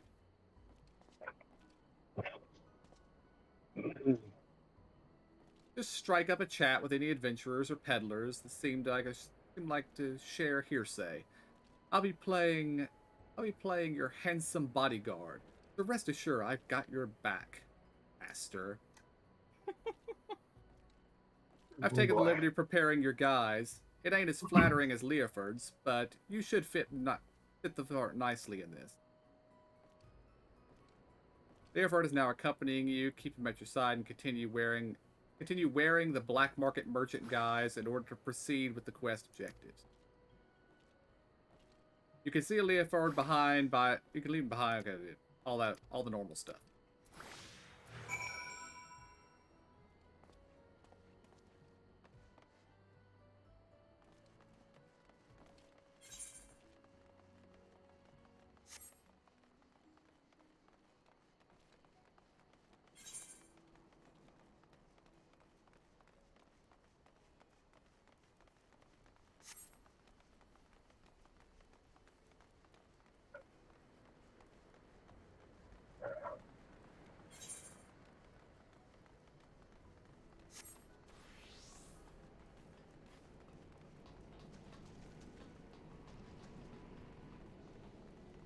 I'm not sure I've ever actually been in this building. Oh, we have. Uh, We turned in a quest to this person, but yeah, it's the mining stuff. Also.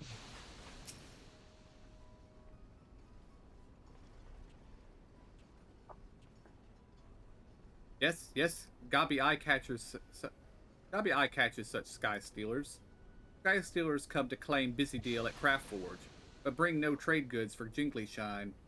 Great laugh joke from Gabi merchants. Sky stealers leave with grump face. Gabi does not understand why uplanders wish to trade tongue flaps with grump face sky stealers, but happy to handle in more laugh jokes. Much obliged. If all goes to plan, we'll have you laugh joking over their sorry hides for summers to come.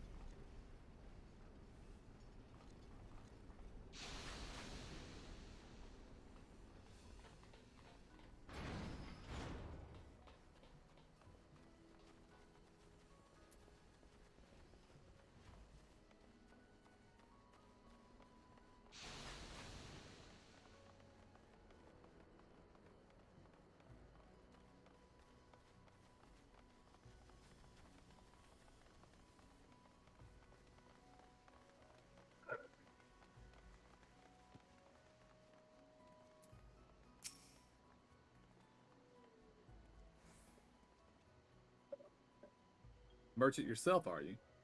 Perhaps I'm overstepping, but consider this friendly advice. Seeking out sky pirates dressed in such stereotypical garb is akin to dangling a sign from your neck reading, "Purge my purse." Oh, the righteous red bills may pity you, dear sir, but few else. Righteous? Righteous ain't never been to me liking, mate. I just can't abide these reprobates with the what don't honor the creed of sky pirate. Or so you can imagine a red-billed Leoford might say. Not that it's any matter of ours. Anyhow, should you find yourself looking to offload or dubiously obtained merchandise, send them our way, will you? If you insist, but don't say I didn't warn you.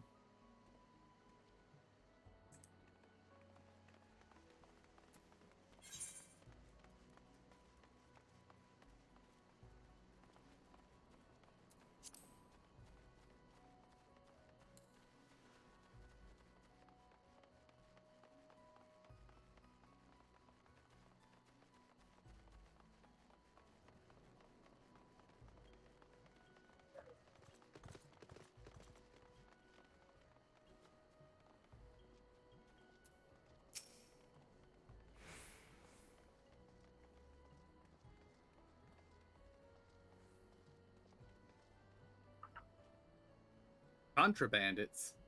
I do know of some sky pirates new to town, and just the other day I overheard them discussing their latest windfall. Ah, yes, just the sort of enterprising folk we're looking for. Think you could help us pin them down? Do what I can. I'm no stranger to sky pirates, so I'll ask around. Especially regarding that formidable ally they mentioned. Sky pirate or no, any newcomer or such repute is better identified sooner rather than later. So they have an ally, do they?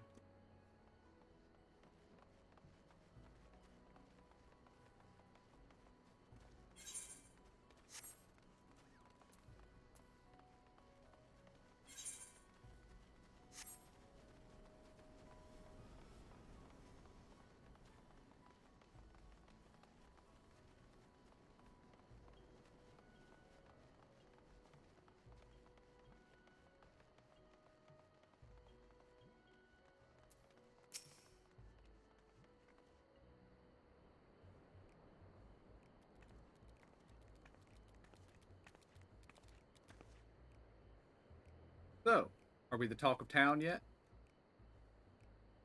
far as I can tell, you're strong contenders. Perhaps second only to the rumors about a mysterious intimidator who cast their lot in with the cockatoos. Only natural that those sniveling whelps hired a browbeater. But what thickhead willingly courts the rancor of red-billed Leofar? I just had a thought. Tartaru's in Idleyshire. What is she doing? Well, I suppose Could be getting their gear back. Or, sorry. could be. Well, I suppose a few names come to mind, but no matter. Our plan proceeds as discussed. Let's take to the streets and wait for our clients to come crawling, eh?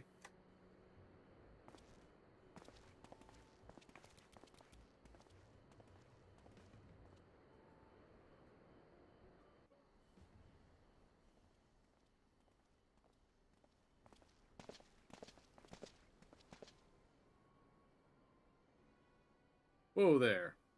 Are you the trader looking to chaffer with the monstrous cockatoos?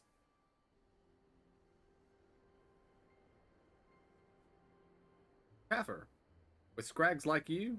Fury in me, I don't know whether to laugh or cry.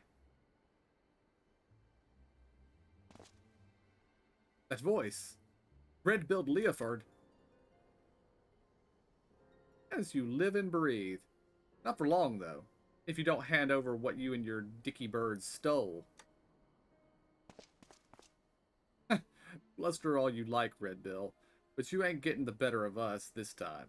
We've treated with Sky Pirate that'll crush you to pumice.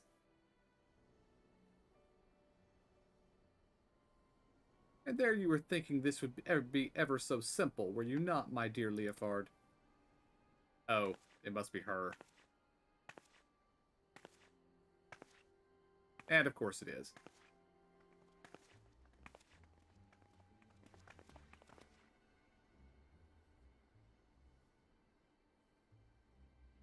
Not in the slightest. I was thinking surely Radlia and her talons would never sink so low as to become lackeys to a lackey.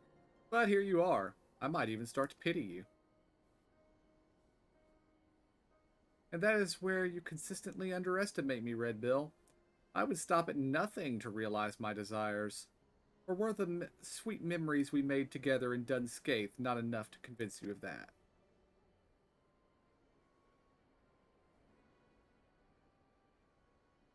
But I suppose I might be willing to overlook your stubborn indifference and return those stolen airship parts you so desperately seek, if you would but call me your captain.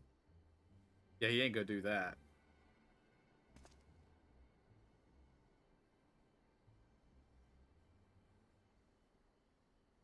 Completing that airship means more to me than you'll ever understand. I ain't leaving here without me stolen goods.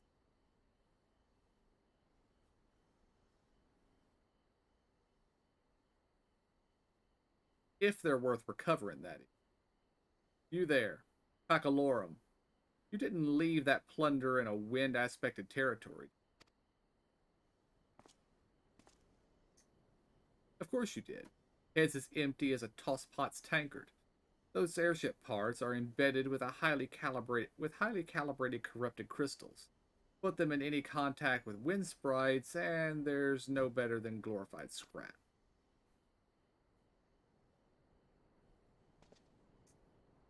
Wait a moment. He said contact, didn't he? How many wind sprites go contacting the rock formations on Providence, eh? It'll be fine. Patata, got hands on an airship, yes? Take her over to Providence and go pick up our stolen goods. Some genius hid them under a rock. You were bluffing. Obviously. Don't make me doubt your intelligence, Rodlia. What airship needs parts that can't handle a little wind? That what you'd like, Leoford. I hardly need bloody airship bits to beat you into some.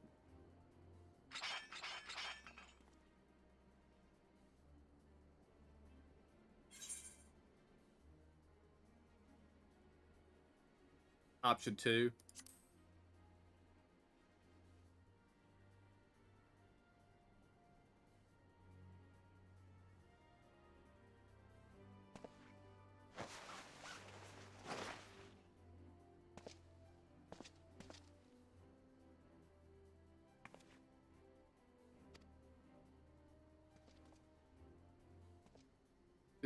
Did you say the Warrior of Light?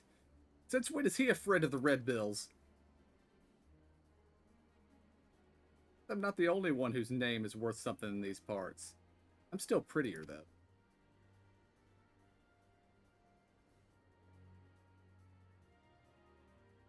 Well then, sweet cockatoos, let's get about cutting you into cocka-3s or 4s, shall we? Red Bill by himself is one thing, but the Warrior of Light's something else. Ain't nothing for it, lads. Flee for your lives! So much for monstrous. Let's leave him to the garrison. Ain't enough meat on them shivering bones to warrant the chase. Radlia, I reckon this was little more than a diversion to you. Surely you didn't think I'd fold to such a weak hand. All the more pity that you assumed those airship parts were the only pieces of value taken from me and mine. But no matter. It's time to make your allegiances clear. If you and your talons intend to continue this farce, then we'll have it out, here and now. Well, seems I misjudged my prospects. I had thought those simpletons might amount to more than sniveling turntails, but I have neither loyalty nor affection for a useless cockatoo. Suppose I shall have to content myself with this reunion in itself. But you will need more than clever bluffs to evade me next time. And of that, you may be certain.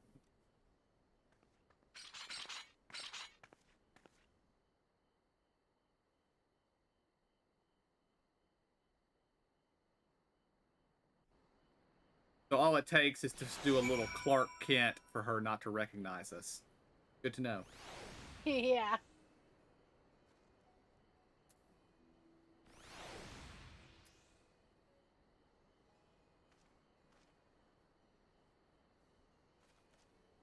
Make sure you get your visors turned on and off. Those are some fine samples, without question. But nothing beats wearing me own rags again. Go ahead to the Parrot and wait for us in my chambers. We'll be along once I've spoken with our knights most thorny.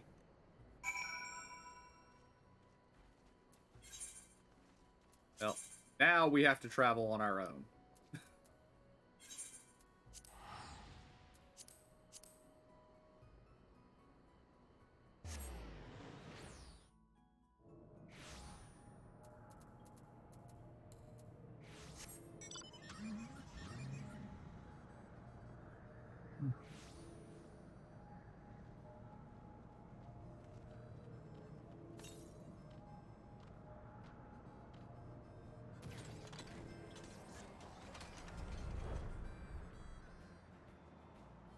I'm very glad that window actually worked.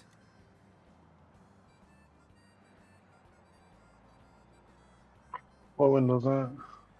I just flew through a hole in that wall. Oh.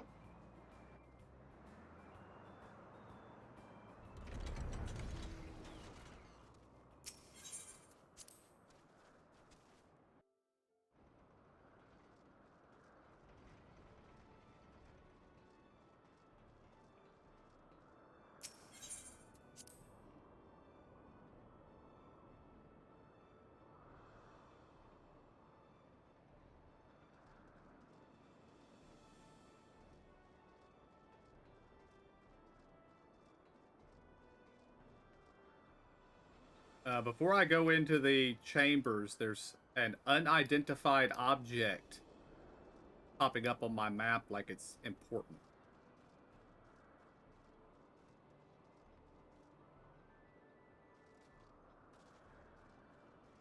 Although I don't see how to get to it.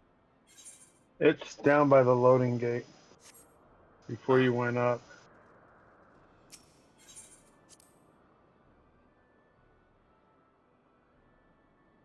And it's actually the entrance to the one dungeon. Hmm. You probably gotta go in there. I wonder why it's popping up as a quest thing. Yeah. Blue Cliffs. Oh, Oh, it's because we picked up that yeah. minstrel's ballad, right? Maybe not that, but we did pick up that other quest to do Dunscaith again. Oh, that is what it is. Yeah. Yeah. Oh, that's the name of the quest too. Unidentified flying object. Yeah.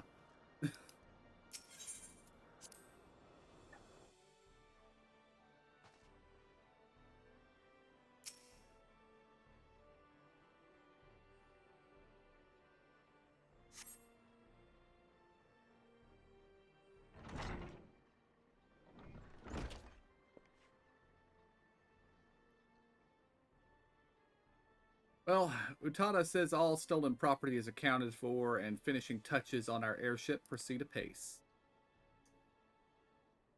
And according to the Rose Knights, the cockatoos will be shipped off to the Diadem, where they can enjoy volunteering their services for the betterment of mankind.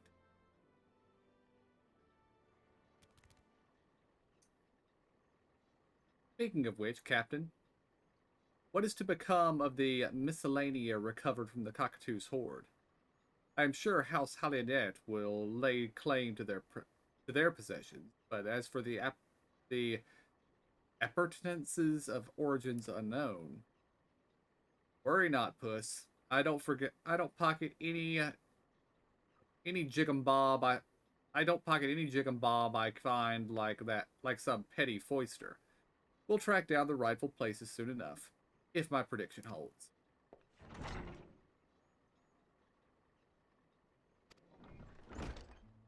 Hello, Tartaru.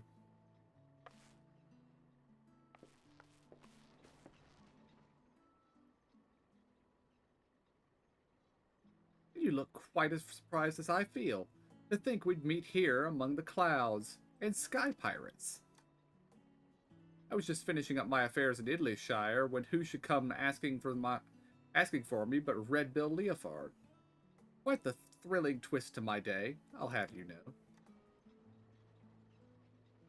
How did Emmeline put it? She's got her fingers in more pies than a high street baker. When I got wind she was in Idleyshire, it felt like a snub in fate not to enlist her expertise. Well, I am exceedingly glad you did, for I have returned triumphant. Allow me to present the famous traveling portraitist, Duramert. Portraitist. But of course, among the recovered items were a number of singularly beautiful paintings. I am relieved to hear it. When I learned which vessel had fallen prey to sky pirates, I thought those pieces would be lost forever. So you were yet another victim of the monstrous cockatoos? Still, personal summons to the Parax seems like the sort of social nicety to which the captain is normally intolerant. I believe my presence here may have another purpose entirely. You see, Leofard and I are old acquaintances. He commissioned me to paint that portrait, in fact.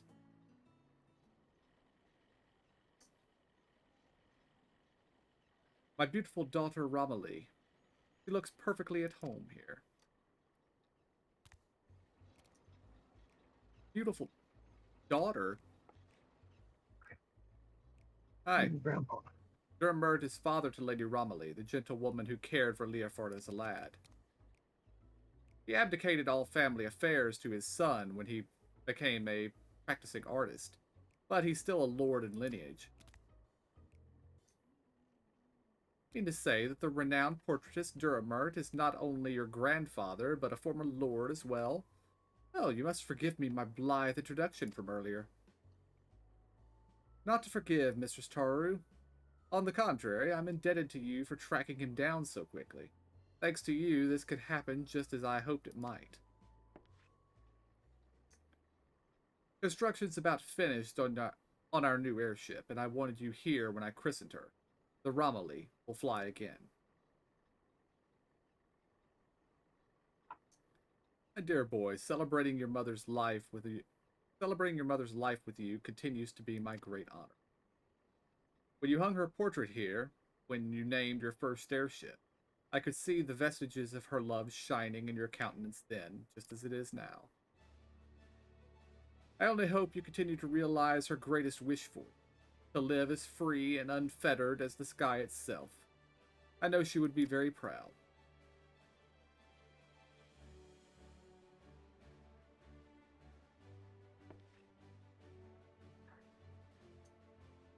Bit like herding curls, ain't it? Getting us adventuring types all in one room, but well worth the effort, I'd say. Moments like these are meant to be shared. Right, I believe we've got a new airship to fly, and open sky awaits.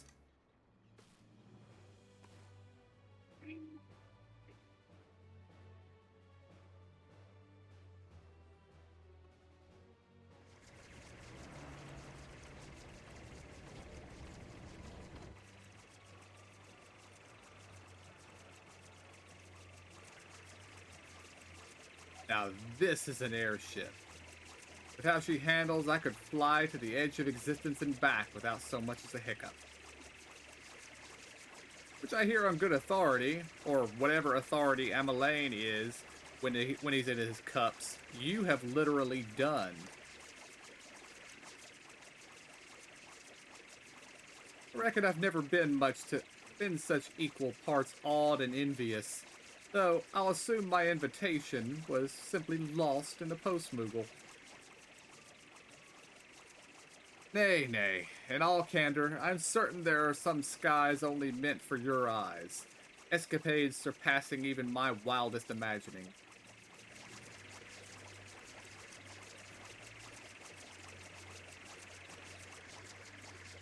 So, chart the ends of eternity and horizons filled with peril. Just don't think you've seen the last of what wonders the heavens hold.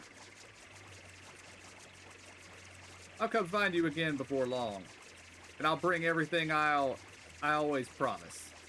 That thrilling, heady rush of high adventure.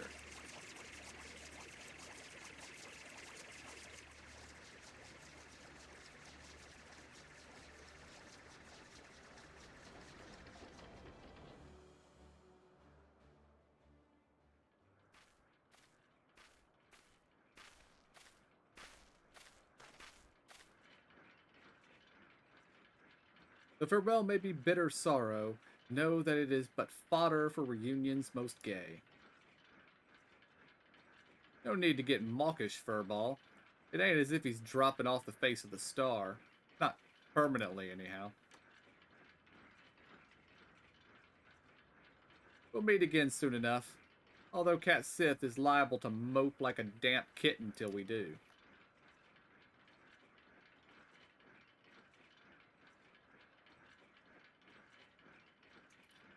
I expect these parts will be free of half-baked brigands for a time yet. But should you ever find yourself in need of a red bill, don't hesitate to call. Thank you. It's no small comfort knowing our ships may distribute their wares safely.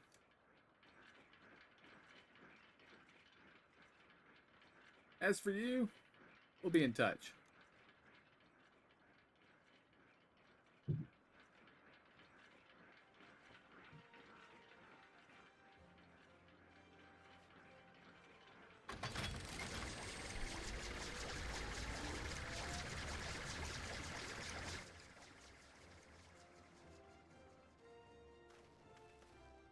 Well, that was invigorating. While I'd love nothing more than to catch our collective breath over a cup of tea, business calls me to Ishgard. No rest for the enterprising and the talented, as they say. Shall we, Dermart?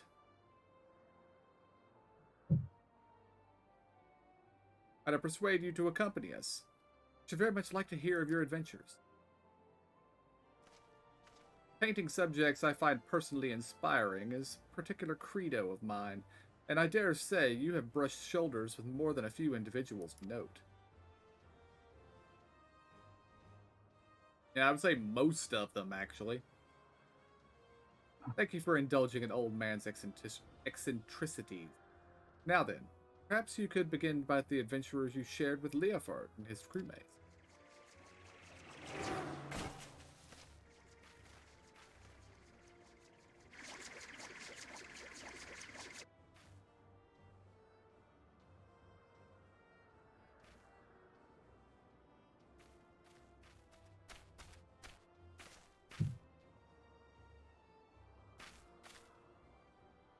Leofard intentionally offloaded this in our direction, yes? Whatever could it be?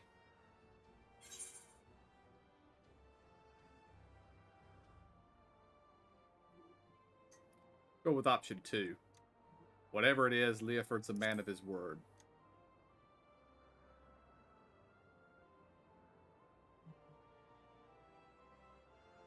How mysterious. But now that I think of it, Leofard did mention sending something along when he asked me to track down Durbert.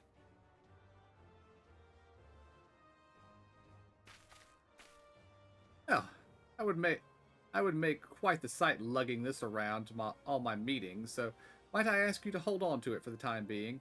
I trust you not to run off with my share of the reward. A gift from the notorious Red Bills. You know, they're rather the nice sort of sky pirate, don't you think?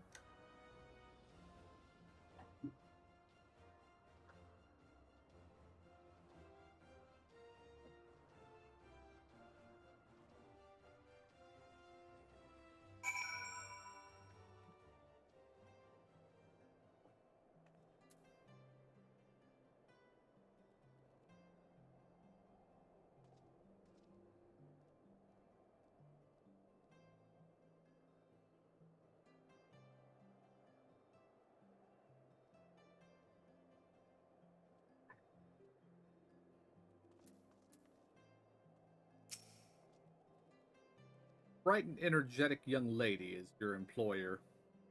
I hope that shepherding me back to Ishgard didn't delay her business over long. The tales you shared on the journey were beyond anything I could have anticipated. Never have I heard such inspiring episodes of daring do. Though I may not know them personally, I find myself fascinating by the individuals you described, the comrades and acquaintances of your journeys. Yes, I believe I shall remain in the capital to paint for it. Should you desire a portrait, I would happily part with it for its cost of its supplies. Find me here, and we can make the arrangements.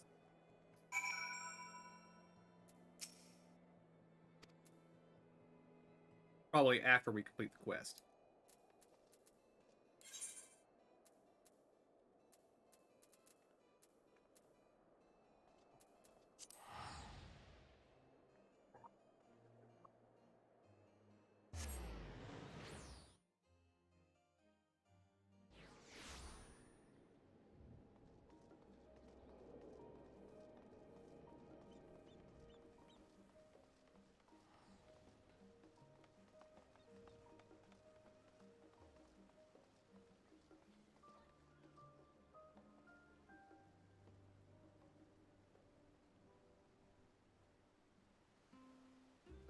Not down the stairs, Zora.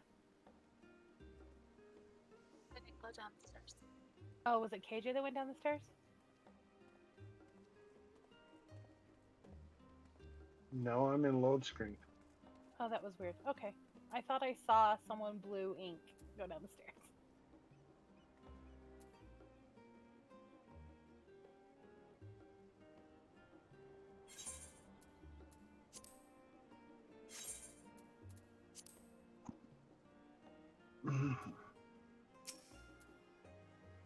Welcome back. I just received word from Mistress Tartaru. What's this about portraits and sky pirates?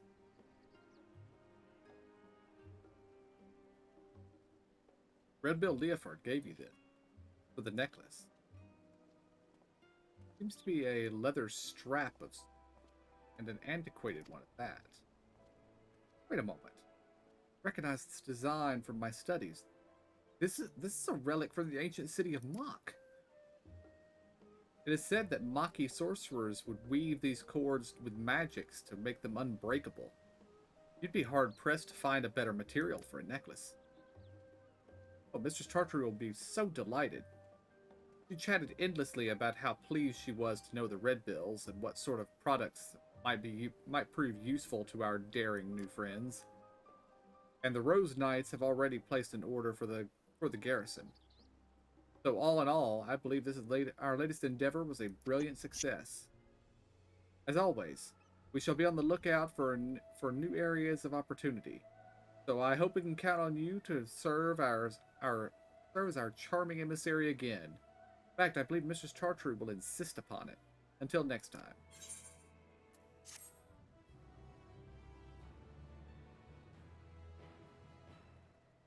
Alright, you may now purchase portraits from Durmert by speaking to him in Ishgard. Well, I wonder which ones he sells. All of them. Of course, I also note that I didn't know where he was in Ishgard.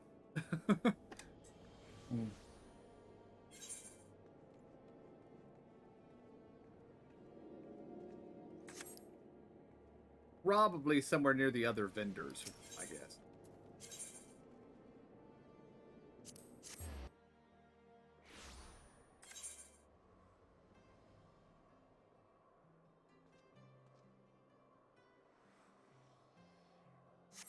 There's a shop over here by itself.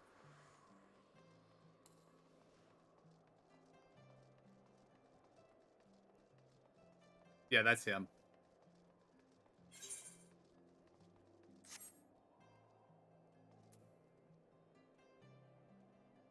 And yeah, I went to a different Aetherite than the one I meant to. I meant to go to the one you guys went to. Alright. We have an Ishtola painting.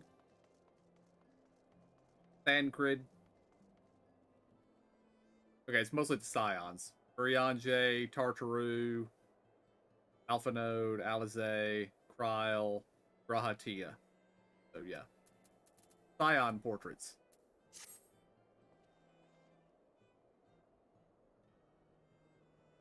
Oh, and he's got a portrait of Tartaru right here next to him. Cool.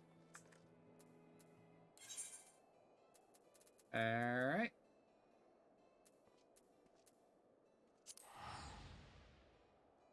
Well, that leaves one more thing, which I don't know if we'll be able to finish tonight, but we can at least get it started.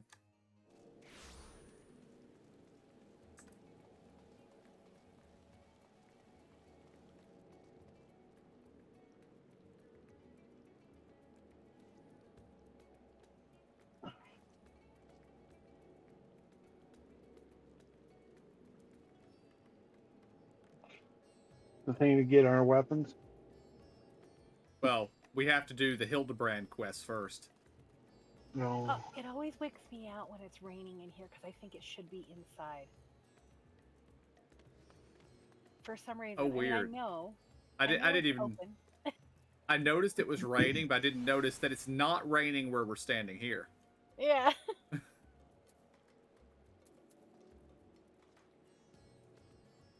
That's because you're under the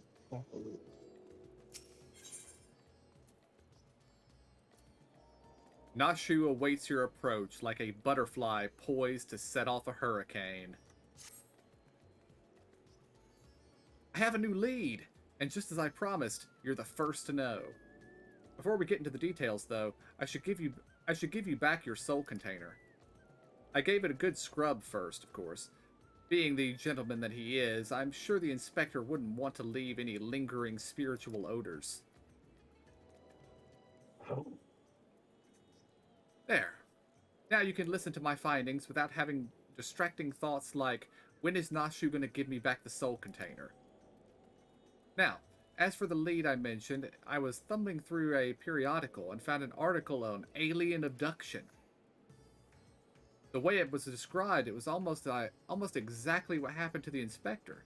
It even has a little diagram of a man swinging in midair. Anyway, the author seems convinced that the victim had been taken to the moon.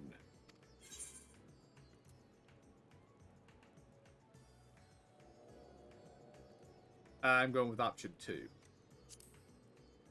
Why does this sound like the rubbish that the Thapnarian Truth publishes? That's because it is. You remember Dorian, the editor in briefs? He was the one who wrote it.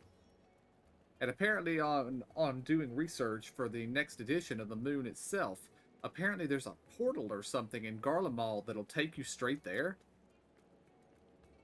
Oh, but a world-hopping adventurer like you must have been to the Moon already. Know it like the back of your hand, I bet. I do like how I gave a little nod when she said that. I thought so. It'll be nice to have an expert guide up there to help me search for clues. What say you?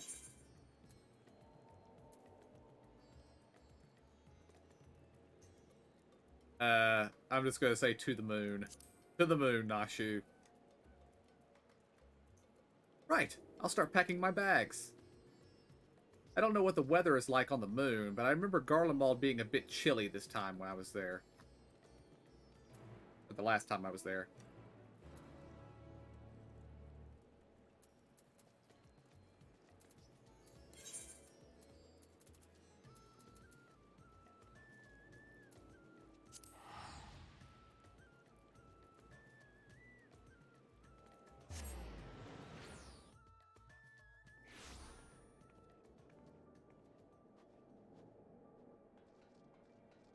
And if the memory is fuzzy, we used the soul crystal we used to bring Grahatia back from the first to bring Hildebrand back from the first. But Nashu still had it. So that's what the soul container she gave back to us was. Oh, yeah. Mm-hmm.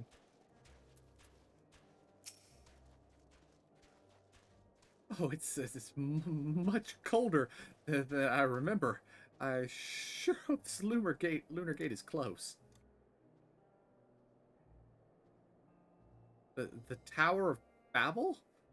You mean the big spiky spire? Oh, we definitely shouldn't get lost on the way there. Let's get moving.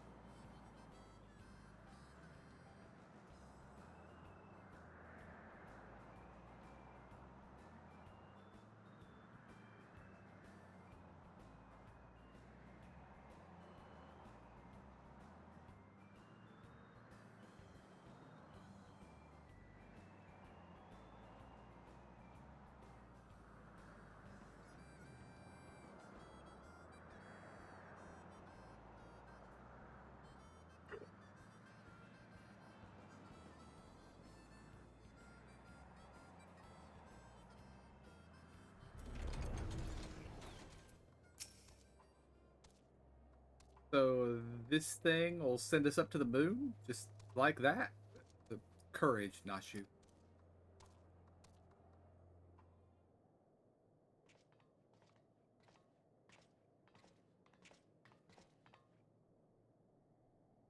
The world is in grave danger and the people deserve to know. I have to reach the moon so I can expose the truth. As I have explained to you twice already, I can only allow passage to authorized travelers, which you are not. Ah, so you're with them, aren't you? The aliens have infiltrated every layer of our society. What blazes are you about? I'm Dalmascan, born and raised. Oh, look, it's Dorian, the editor in briefs.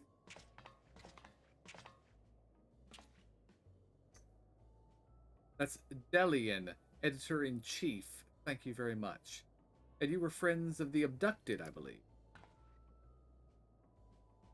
Greetings. Are you acquainted with this man by any chance? Nope. I'm going with option 2. No, nor am I affiliated with him in any way, shape, or form.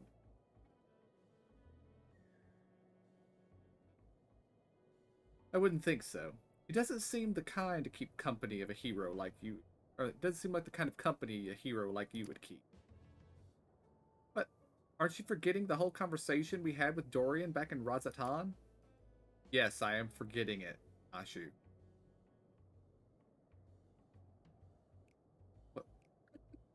Slayer of gods, savior of Ishgard, liberator of the provinces, stealer of pants. How did I fail to recognize such an unbelievably famous individual? As a champion of the people, you have a duty to lead us through to this fact strangling checkpoint. We cannot let our comrade's abduction go unsolved. He needs you, and the world needs my next article.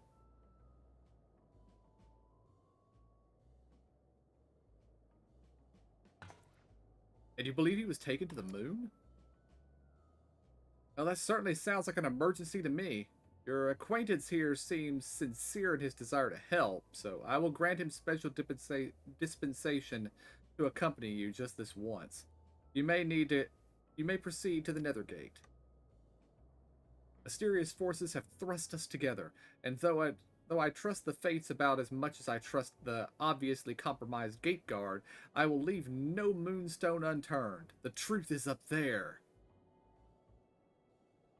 I take no responsibility for this person. Indeed.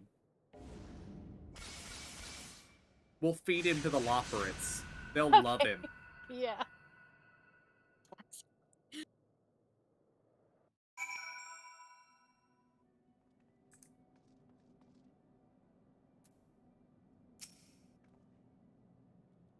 Oh, the moon is just as white and shiny up close. But not made of cheese. And no sign of Inspector Hildebrand either. So we've already arrived? The Empire's technology is more advanced than I feared. Over there! The aliens have built some kind of forward base on the lunar surface. We must sneak in and blow the lid on their invasion plans. Looks like Dorian has a lead. Come on, we should follow him.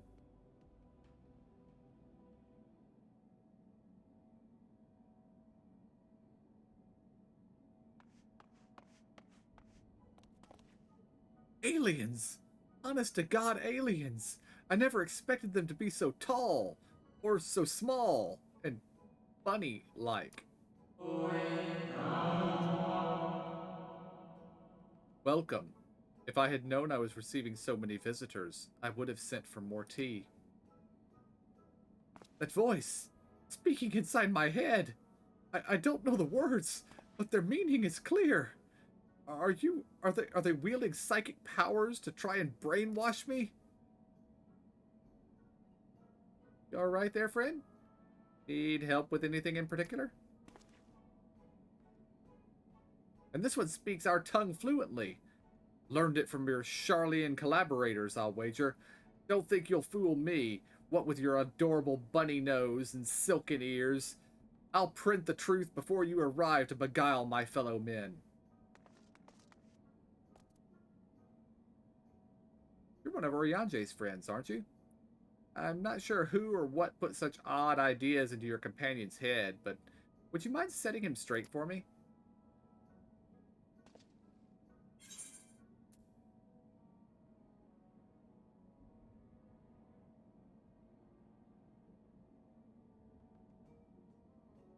I'm going with option 1.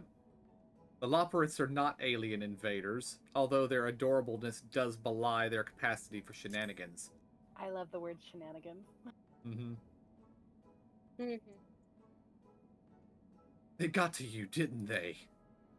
I suppose I shouldn't be surprised.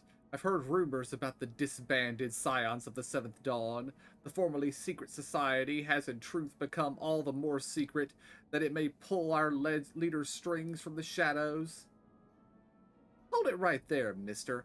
I won't stand here and listen to you slander him or this lovely bunny any longer. You better not libel them either. We actually came in search of Inspector Hildebrand, a dashing gentleman who we think was brought here by a shiny flying saucer. You wouldn't happen to have seen either him or either of them around, would you? I'm afraid I have seen neither. Long was it my duty to keep watch, but as the need for constant vigilance has since ended, I have grown accustomed to idleness. It's rather refreshing, really. Anyway, perhaps the Loporrits may have observed this man or his abductor? I feel I would have remembered if I had. The others might have seen something, though. Why don't I take you over to the Bestways Burrow, and you can ask them about it yourself? That sounds like a wonderful idea. Please lead the way. If nothing else, getting an eyeful of the facilities we built for the benefit of mankind should help reassure your suspicious friend there.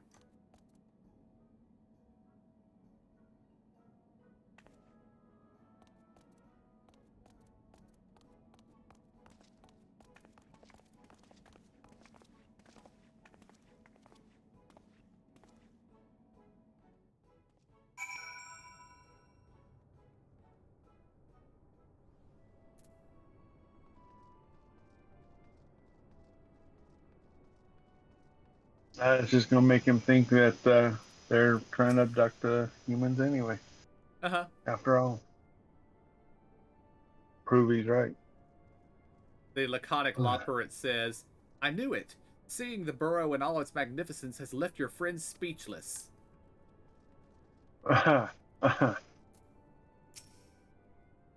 Good gods, he says.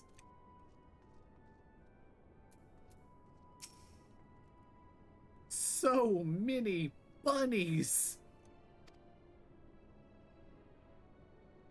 If they could build a forward base on this scale, then what hope does mankind have against them? Oh, for the love of carrots, this is not a military operation. Do you see any cannons or assault craft? We haven't any weaponry at all. Take your time and chat with whomever you like. As for me, I've got a pretty innocuous and not at all nefarious things to do. Bye now.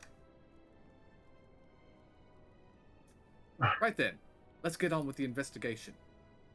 Nashu and Delian are now accompanying you, etc., etc., etc.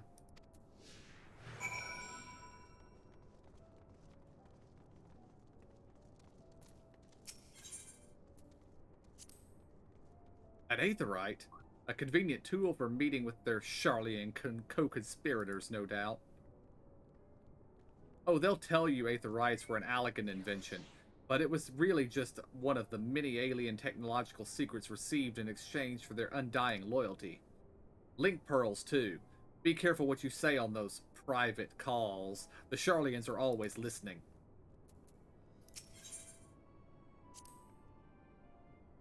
Look, they even have an Aetherite here.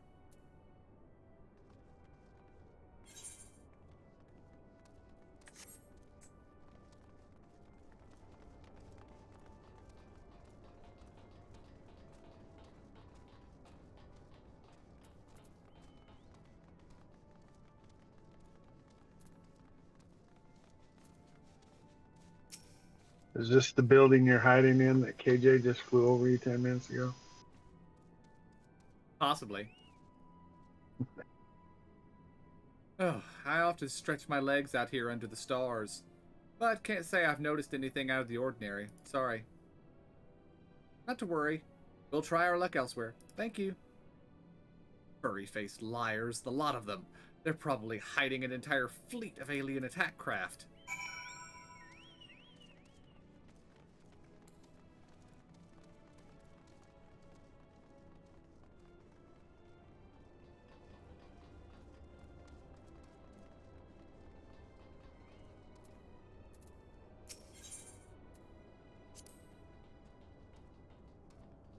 A propulsion engine?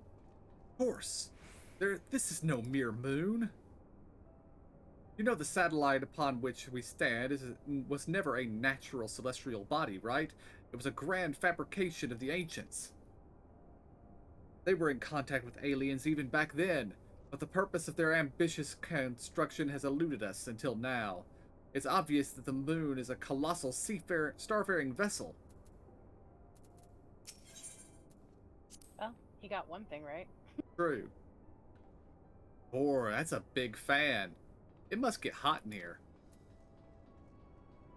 I love Nashu. She's so funny.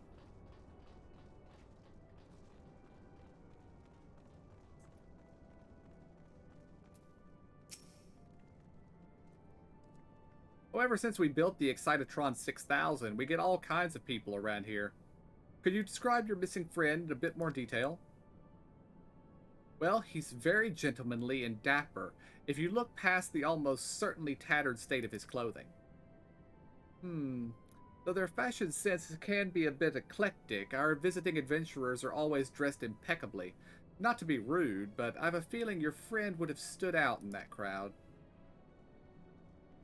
He's probably strapped to a table somewhere, even as we speak, enduring unspeakable experiments. From what I've pieced together so far, the giant alien is the master, and all the smaller xeno bunnies are artificial life forms created to serve as minions in his armies. Their harmless appearance is part of the strategy. As soon as you let your guard down, snap! They take you down like a pack of tiny herbivorous wolves. Dorian has some interesting theories, doesn't he? Being nibbled to death by a mob of cuddly bunnies doesn't sound like a bad way to go.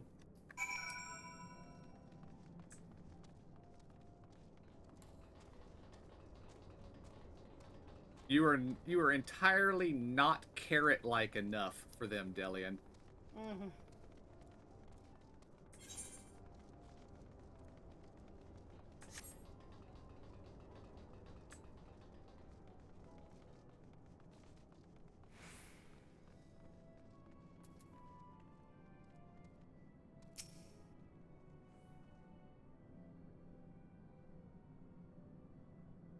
No gentleman in ragged clothes, I'm afraid, but I did spot an object in flight that I couldn't identify. I couldn't immediately identify. It was while I was out gathering materials in the south of Mare Lamentorum. I presumed it was just some Allegan relic or new species of floating jellyfish, and didn't think much of it. Poor. Now that sounds promising. Thank you for your time.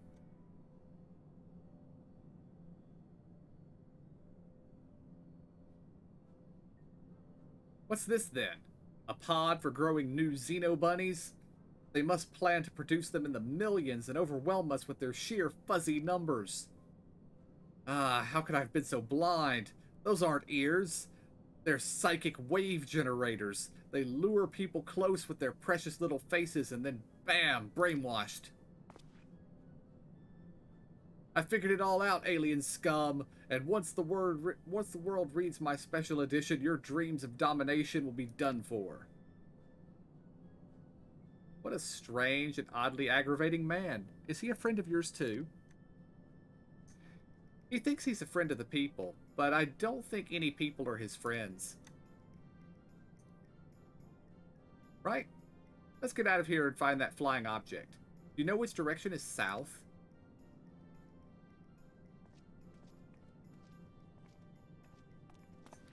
Wait! I'm coming with you! Don't leave me alone with the brainwashing Xeno bunnies!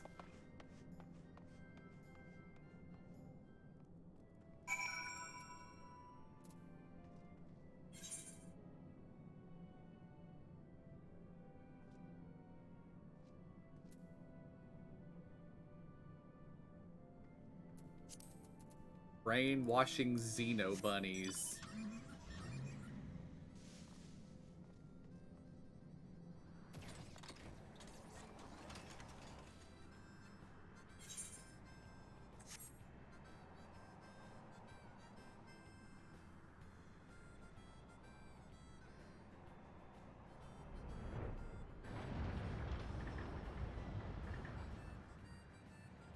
Hello, Argos.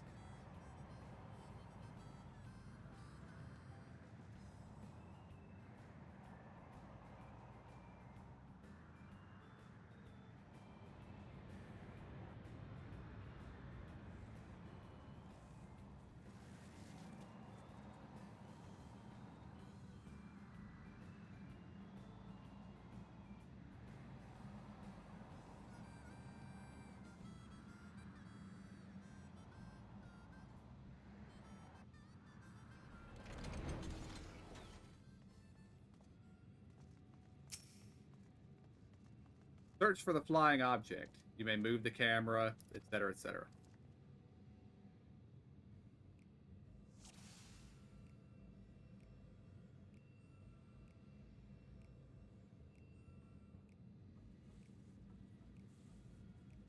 I see Nashu talking to Argos.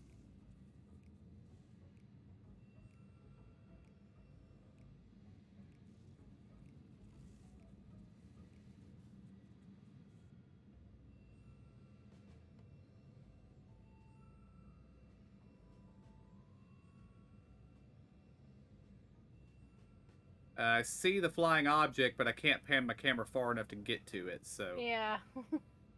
I guess it's about to turn and come this way.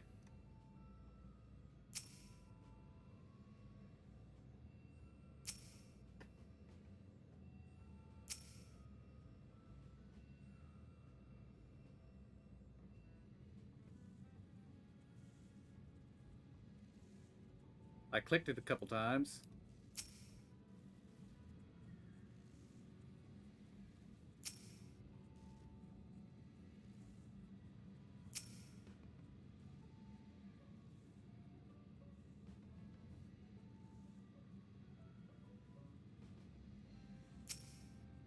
Ah, had to be zoomed all the way in and wait till it got close enough.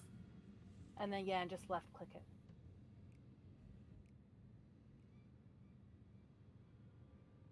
Ah, there it is.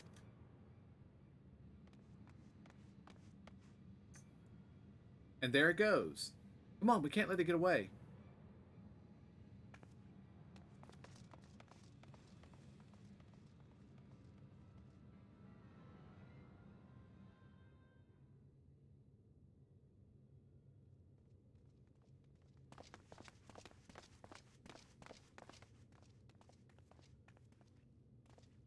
We did it! We found the inspector! Case closed! Horrendous. Only aliens could subject a man to such callous and physically impossible fate.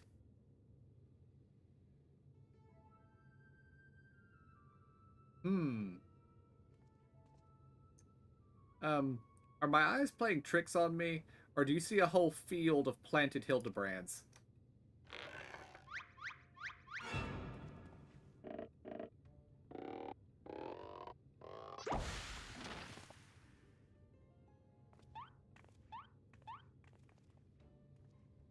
Oh, well, what a delightful surprise to see you here, wherever here happens to be. Oh boy. My, what an impressive specimen of gentleman you are, good sir.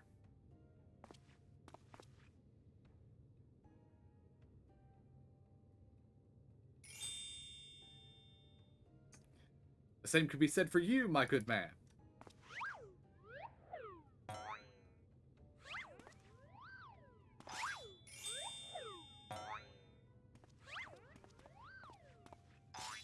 Is this an extemporaneous gentleman's club? If I may be so bold as to join you.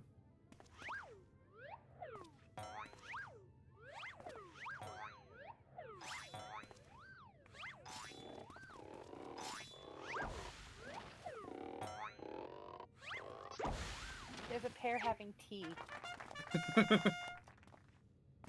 Indeed, there are. They're the fakes. We need to kill those two. What in the name of the occult is happening here? Where did they all come from?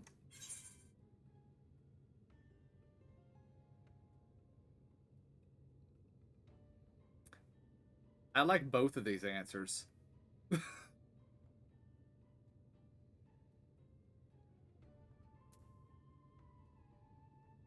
I'm going with option 1. They're phantom Hildebrands created by the refraction of starlight through swamp gas.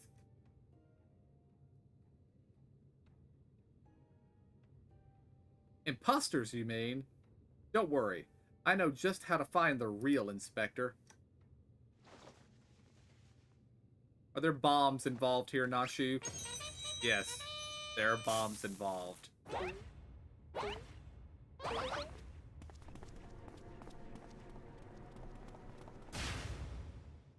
Cease and desist, Nashu. Use your powers of deduction, not destruction. They're also authentic and synchronized. I honestly can't tell the difference.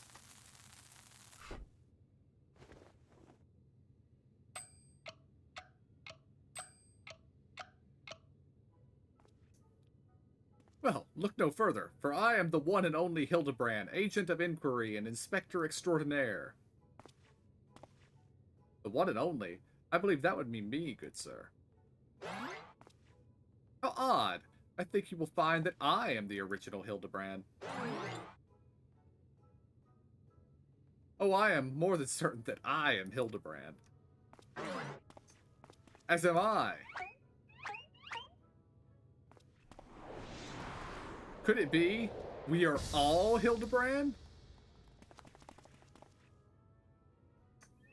How positively marvelous. I propose we celebrate this auspicious moment as only a mob of Manderville man can.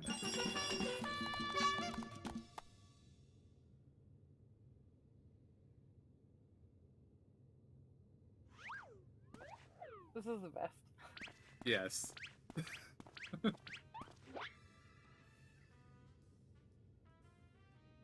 What manner of waking nightmare is this?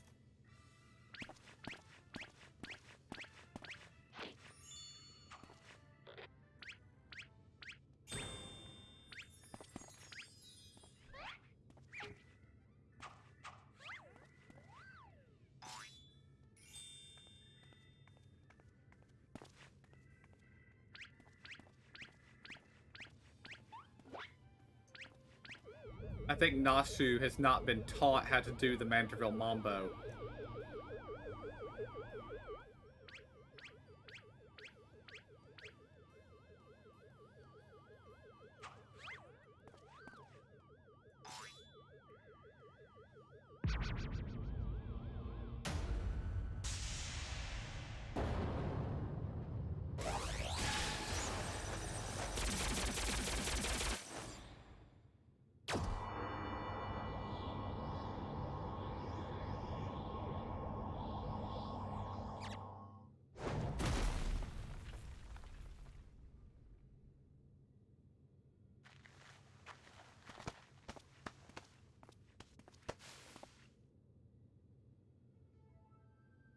Apologies for the confusion, my friends.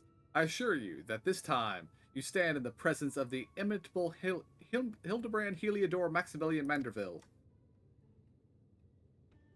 And this diminutive blue chap here is my new associate, Master Poo Poo.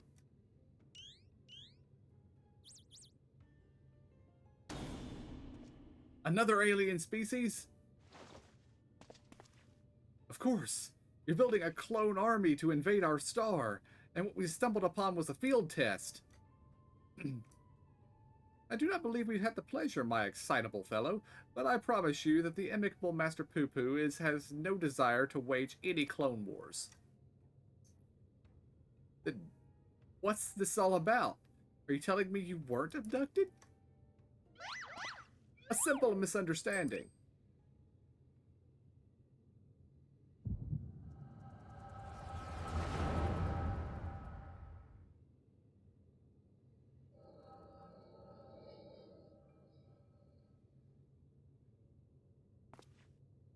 Oh, what a charming little rascal you are. An offshoot of the Mandragora family, perchance.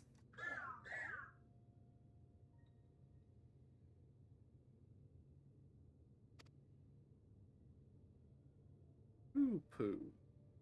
Ah, I see. Pleased to make your acquaintance, Master Poo Poo.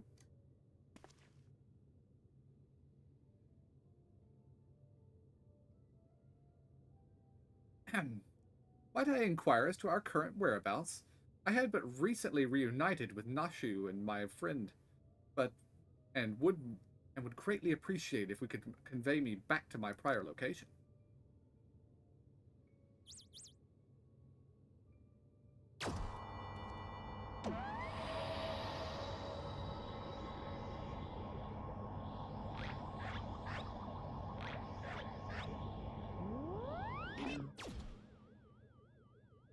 Splendid. Full speed ahead, my dear fellow. Steady on now. This is not what I had in mind.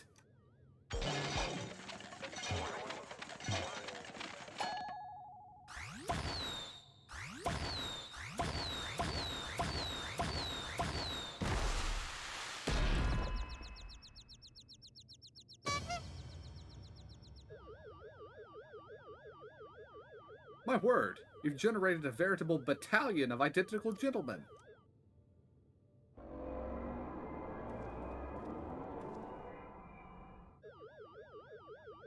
Surely the world could never safely contain so much pure Mandervillian magnificence. Could you perchance reverse the process?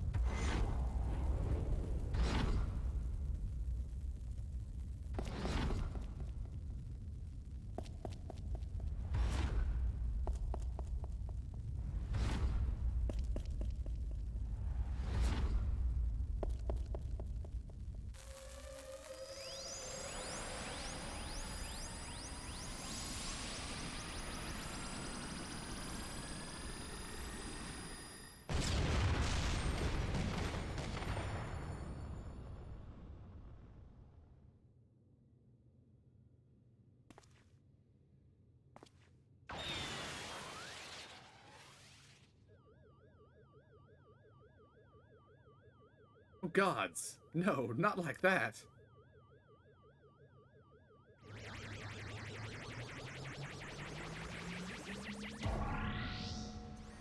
Mummy!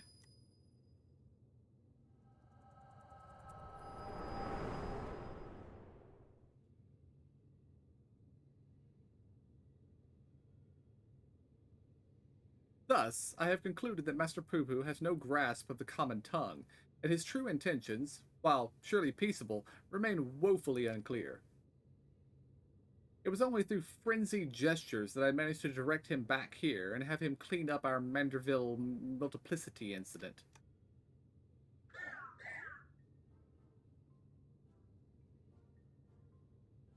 I hail from a star a great distance from here.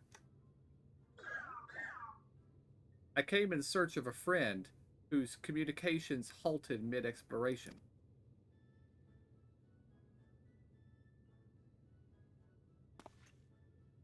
All this way to aid a comrade in distress, you say? The devotion, the determination. Your touching story has sunk its hooks into my heart. Fear not, my blue-hued friend, for I, Hildebrand, agent of inquiry, inspector extraordinaire, have attached myself to this case like a stubborn barnacle on a kraken's behind. I swear to you, here and now, I shall scour all of creation, from the deepest pit of the seven hells to the very pinnacle of the heavens, for the missing comrade that you so desperately seek.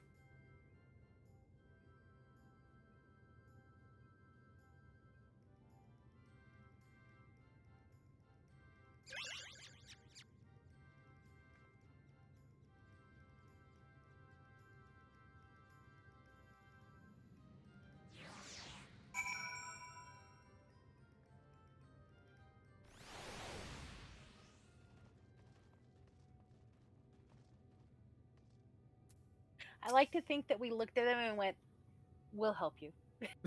Yeah. Delian says, an entirely new species of alien. The next issue of Truth will need to be a special double edition. And Nashu says, Mr. Pew Pew's eyes make me feel dizzy, like swirls that go around and around. Oh.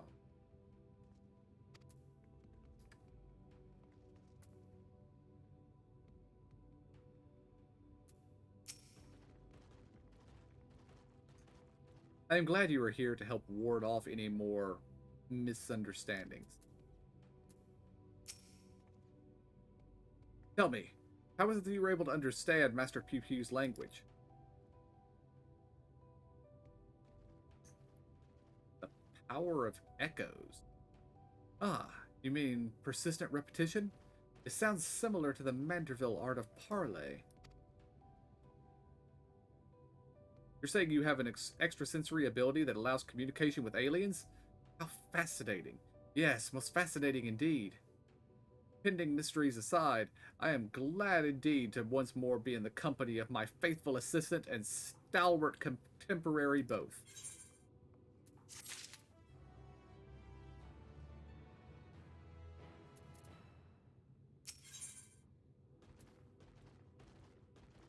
Unfazed by events that would shatter the mind of a lesser man, Hildebrand stands ready to begin his next case.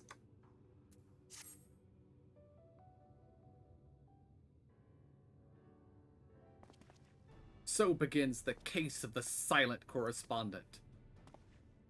Not to rain on your parade, but my friend who was somewhere on your stars stopped sending me messages is not a lot to go on. I spent years investigating the existence of aliens, and recent experiences notwithstanding, they are not that easy to find. Then you don't know Inspector Hildebrand. He'll solve this case as he's solved countless others, with unerring perception and panache. Ah, ha ha! Well said, Nashu. I need but relinquish conscious thought to investigative instinct, and the clues will flow to me forthwith.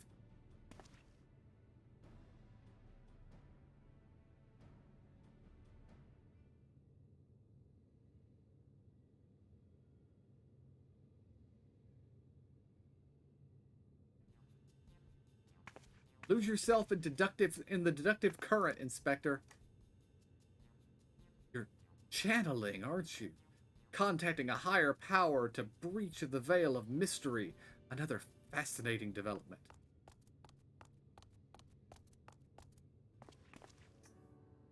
Ah, there you are. I've been looking all over. Thought you'd like to know that I spotted that chap you were talking about? You know, the well-muscled gentleman with tattered clothing and dazzling teeth? You mean this gentleman? We found him too. Well, that can't be right. I just saw him at the north of Mare Lamentorum, and he ran the other way when I called out. I don't understand how he could have arrived before me. have a feeling, Mr. Bunny, Mr. Bunny, sir, that what you saw was an imposter. Would you mind asking Mr. Pew Pew if he was growing any more inspectors on the moon?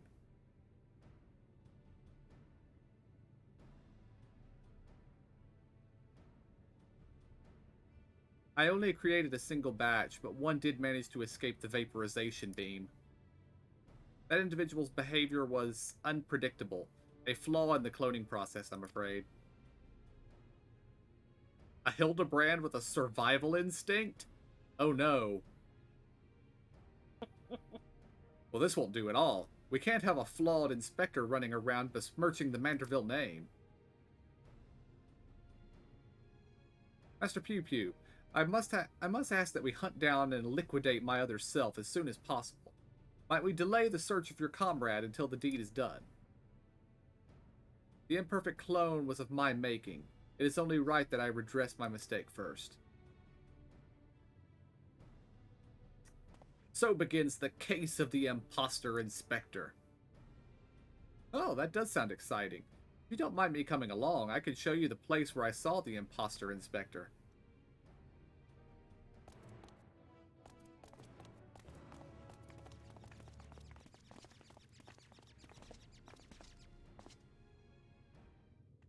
I wonder, will the Loporrit remain just the laconic Loporrit, or will he get a name during this quest somewhere?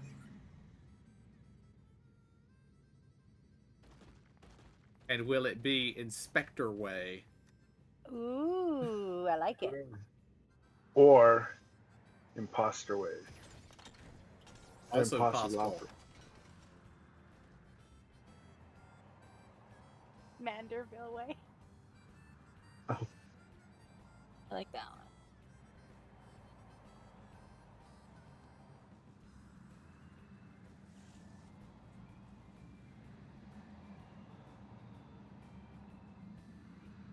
If they don't rename him based off of this, it's a missed opportunity.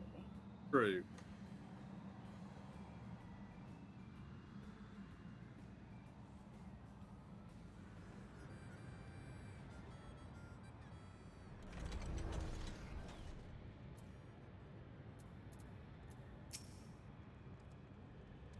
It's right around here. Wonder what other nefarious abilities this so-called amicable alien is hiding. My ship's matter duplication facility is prone to the occasional glitch. I should probably have that looked at.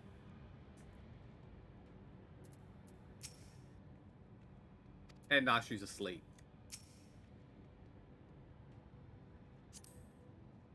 I espy with my little eye no dashingly defective gentleman. He can't have made it far on foot. Why don't we try searching the immediate area? Scan the horizon, that kind of thing.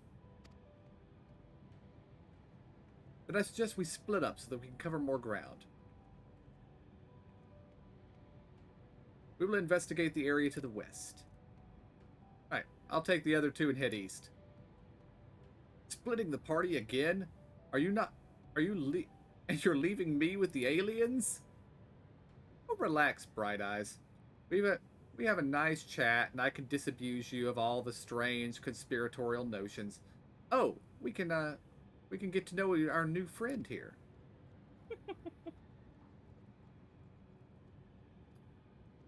Brainwashing way. Let us be on our way as well. With you in the van, if you please. And they're now accompanying us.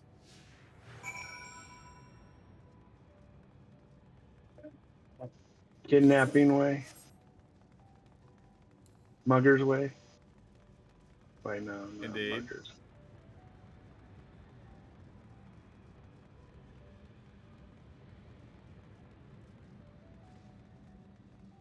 It's not have a big orange red spot over here. I'm running to the blue one down here. Okay. Behold this sublime vista. 'Tis as if the moon itself breathes beneath our feet. Oh, look down there. They have their very own hot spring. My dear Nashu, What you are observing is no hot spring, but a natural reservoir of ceruleum. With such a rich source at hand, it is no wonder they can afford these palatial residences. I'm glad you're here to educate me, Inspector. I was about to take a quick soak. I feel that might have been lethal, Nashu. Although maybe not for you.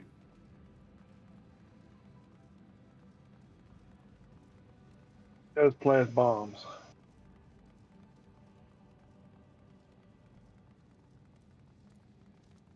We seem to have a dead enemy over here. Struck with a hammer. I don't think we're tracking the defective Hildebrand right now.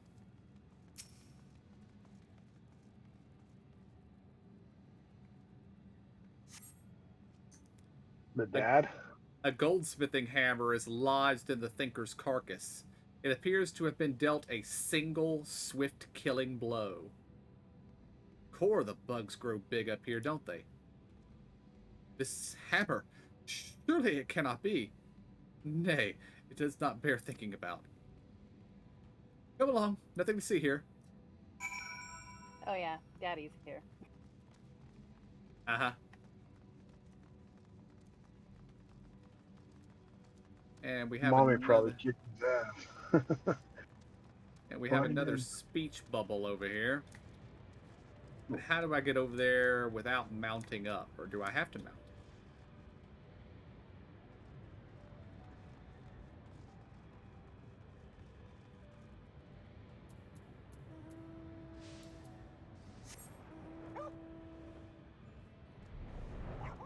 They show up.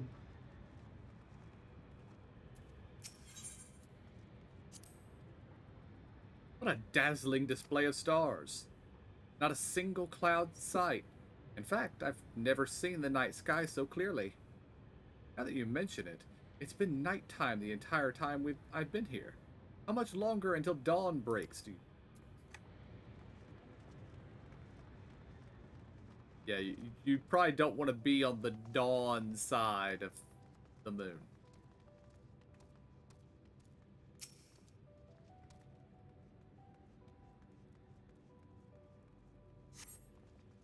Another goldsmithing hammer, another killing blow that bespeaks unparalleled strength. Oh, it looks like he's yawning. The hammer stuck in his head spoils the effect, though. He cannot be here. Why would he be here? That's a goldsmithing tool, isn't it? It does look awfully familiar. And yet completely unrelated to our case. Moving on, people. Moving on.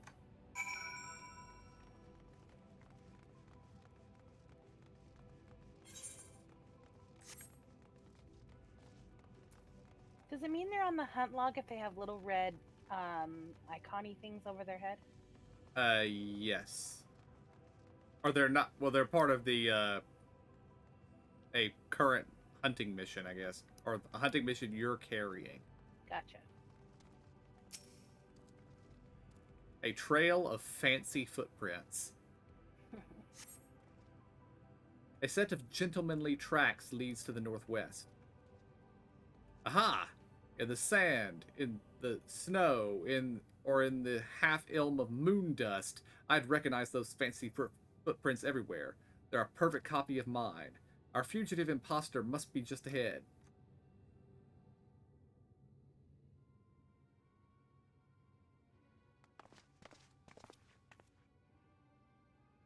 I sense a gentlemanly presence. He is close. Very close.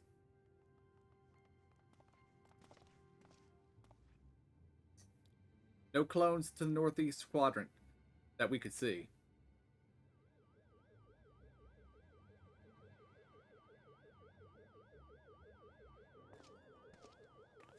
That's clever. Mr. Pew Pew can scout us from the air.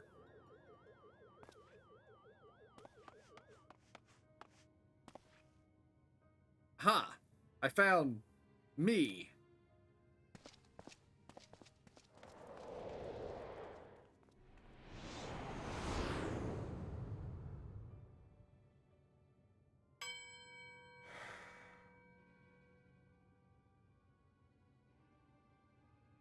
Why?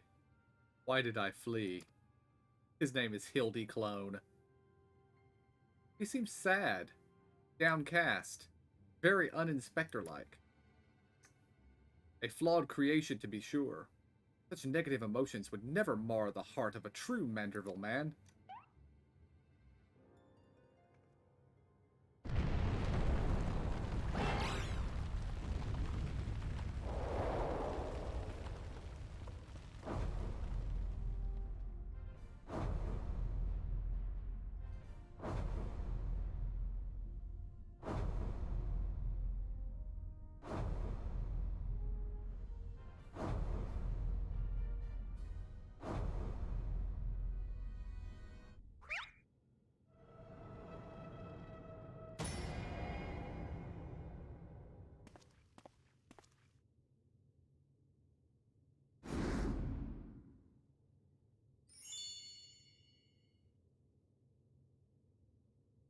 Praise Thal for his patience.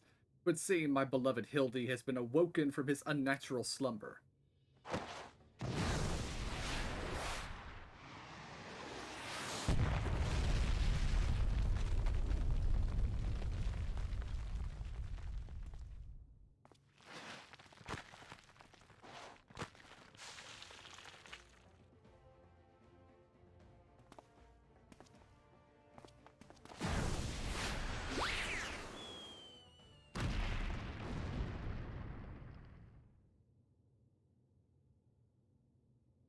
Abandoning my gentleman comrades to save myself.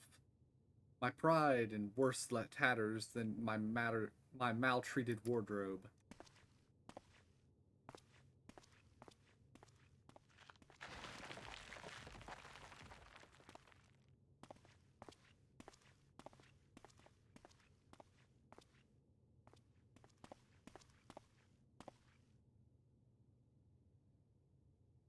My fatherly love denied? Unthinkable. Unless that is not my son.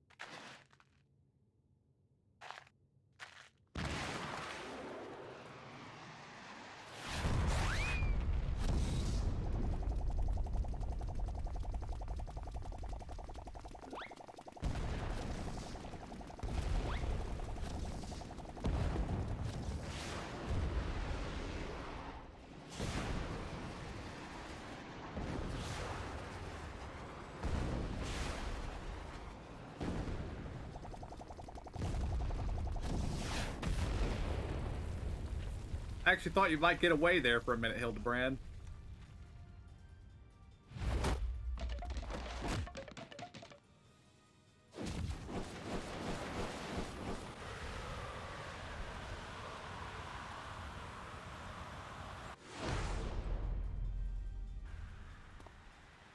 Another of me survived? I'll not turn tail and run this time. No, sir. Hildebrand to the rescue.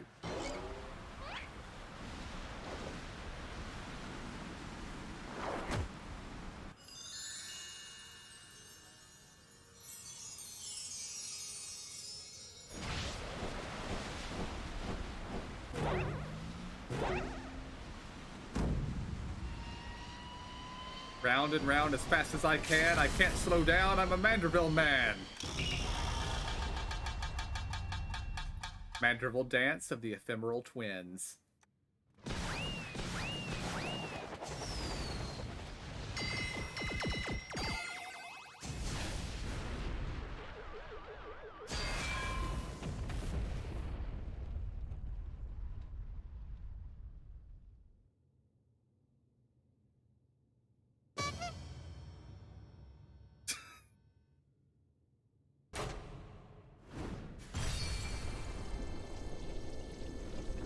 There's a reason for that thing.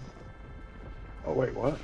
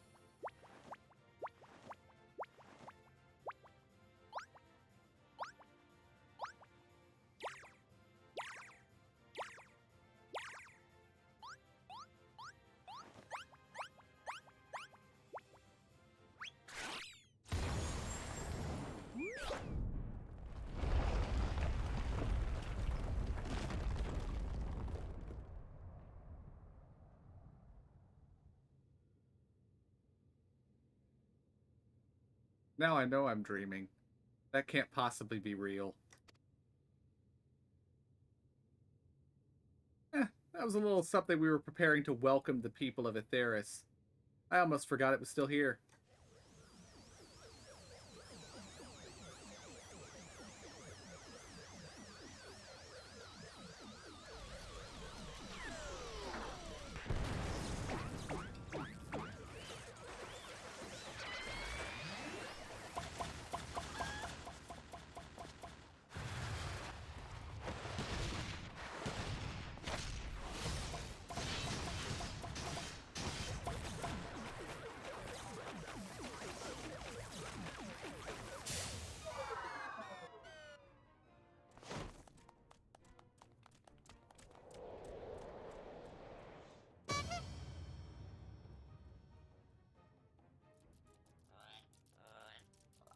The barrage appears to have stopped, but just look at all this junk.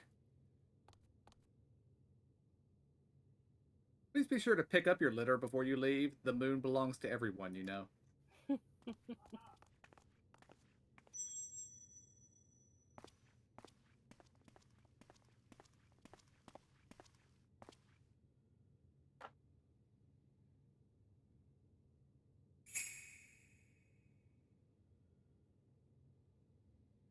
Oh.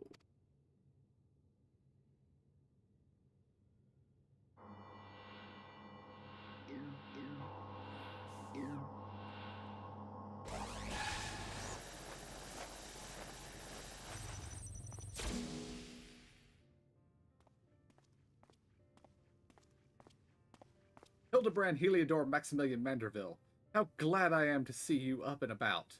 Your mother will be beside herself with joy.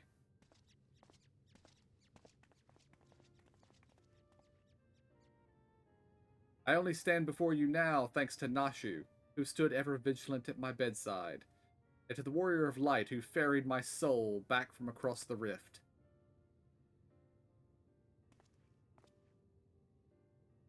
My son is indeed blessed with comrades of quality. You have my heartfelt gratitude.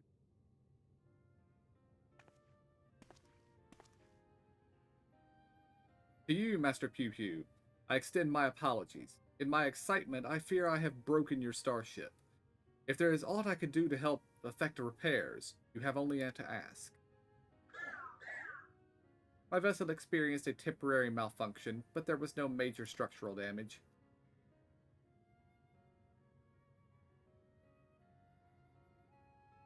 It brings me relief and joy to hear it. Might I have a word? I had actually come to the moon in search of a certain rare ore, and by Thal's good graces, my quest has been successful. The ore, however, is but the first step of a longer saga. Meet me back in Razatan, and I will explain the role I wish you to play.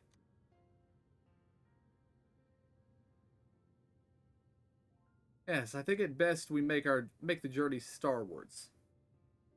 We'll not find Master Pew Pew's friend from up here unless someone's packed an extremely efficacious spyglass. Anybody? No? Then home it is.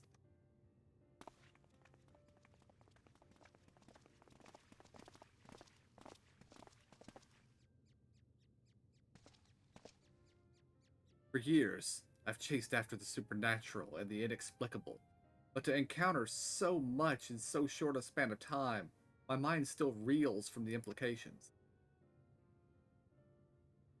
Yet I must keep my gaze focused beyond the veil. A chance like this comes only once in a lifetime.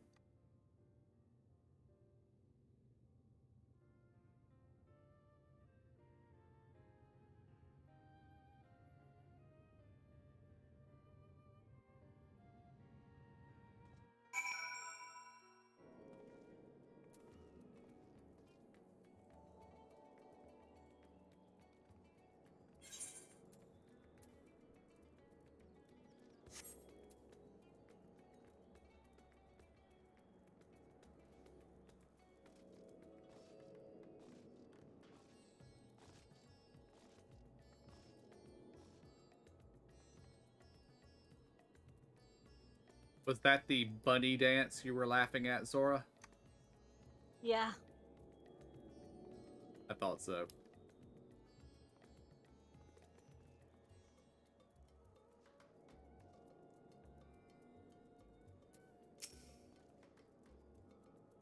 Ah, how lovely to be back on the star of my birth. Father did not tarry to chat, but said something about returning here with a trusted employee.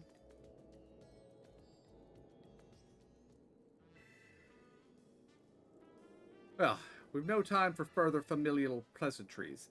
Nashu and I must devote all of our mental energies to the case of the silent correspondent.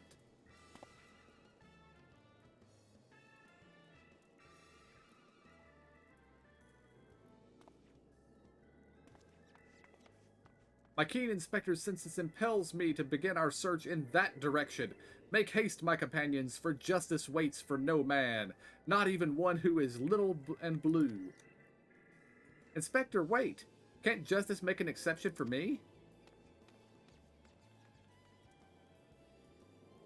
His channeling appears to be remarkably effective. Fascinating.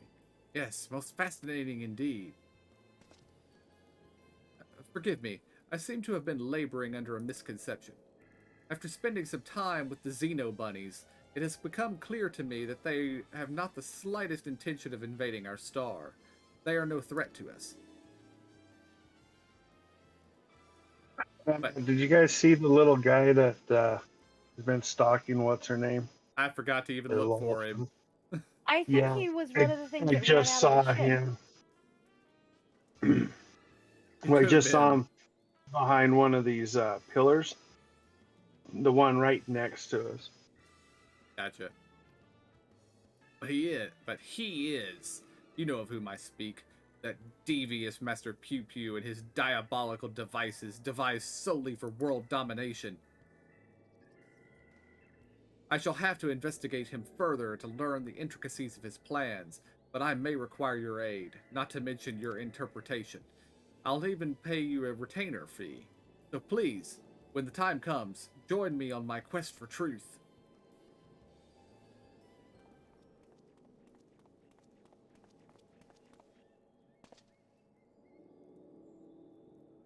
My apologies for the wait. Shall we proceed to business, then? The task at hand concerns nothing less than a family legacy. The recreation of the historically significant and astronomically magnificent Manderville weapons. They were the design of a distant ancestor, you see. While the originals have long since vanished, the manual containing the secrets of their construction survived, a precious heirloom passed down through generations of Mandervilles.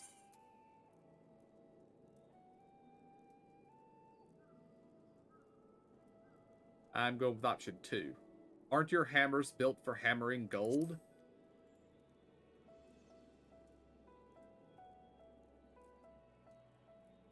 Tis true, as a goldsmith, I've had little occasion for crafting implements of war. Why this project and why now, you may very well ask? Then I shall very well tell you. The tale begins not so long ago. I was here, in Razatan, to discuss a deal with an up-and-coming merchant. The matter in question was an acquisition proposal. Alas, the talks soured, so I made preparations to depart. It was then that the sky burst into flame.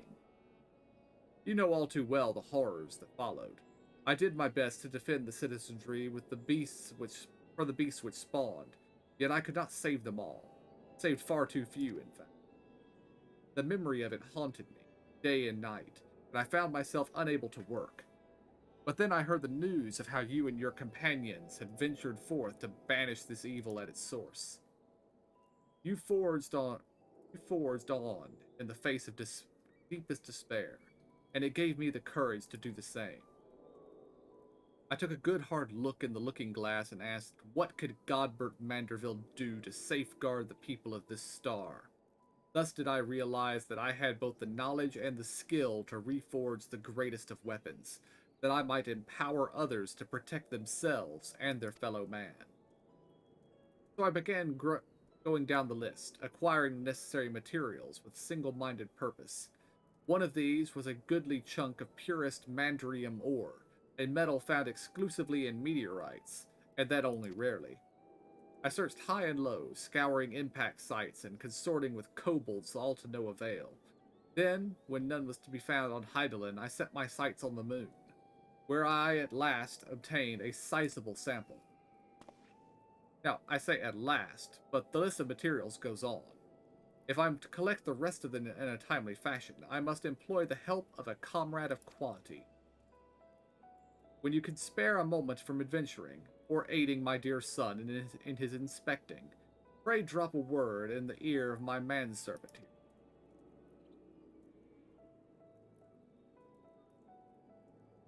I shall clear my schedule of trivial interruptions, and we can proceed with the recreation of the Manderville weapon forthwith.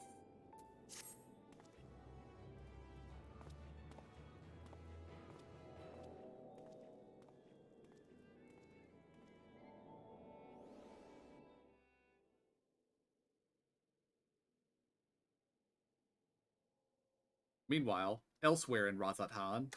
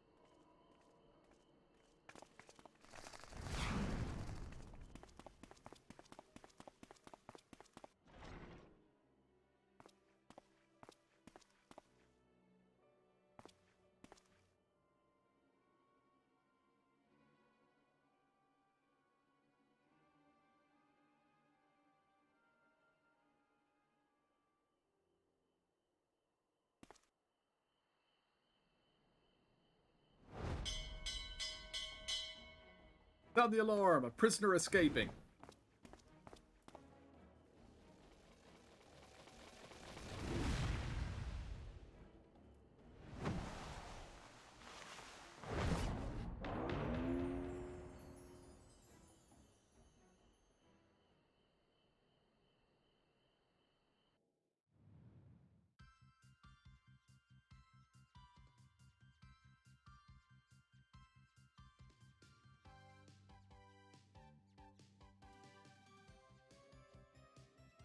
On solid ground.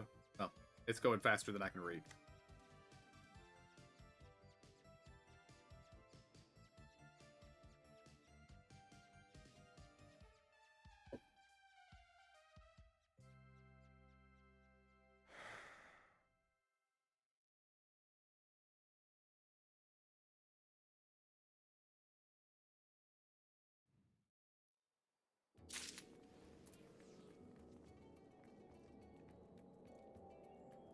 Alright, guys. I think that is where we're going to have to end for now. And I think that's all the content for now. So, I guess we'll see you guys next time when 6.3 comes out. So, until then, I want to thank y'all for joining me. I hope y'all enjoyed it. I'll see y'all next time. Have a good night.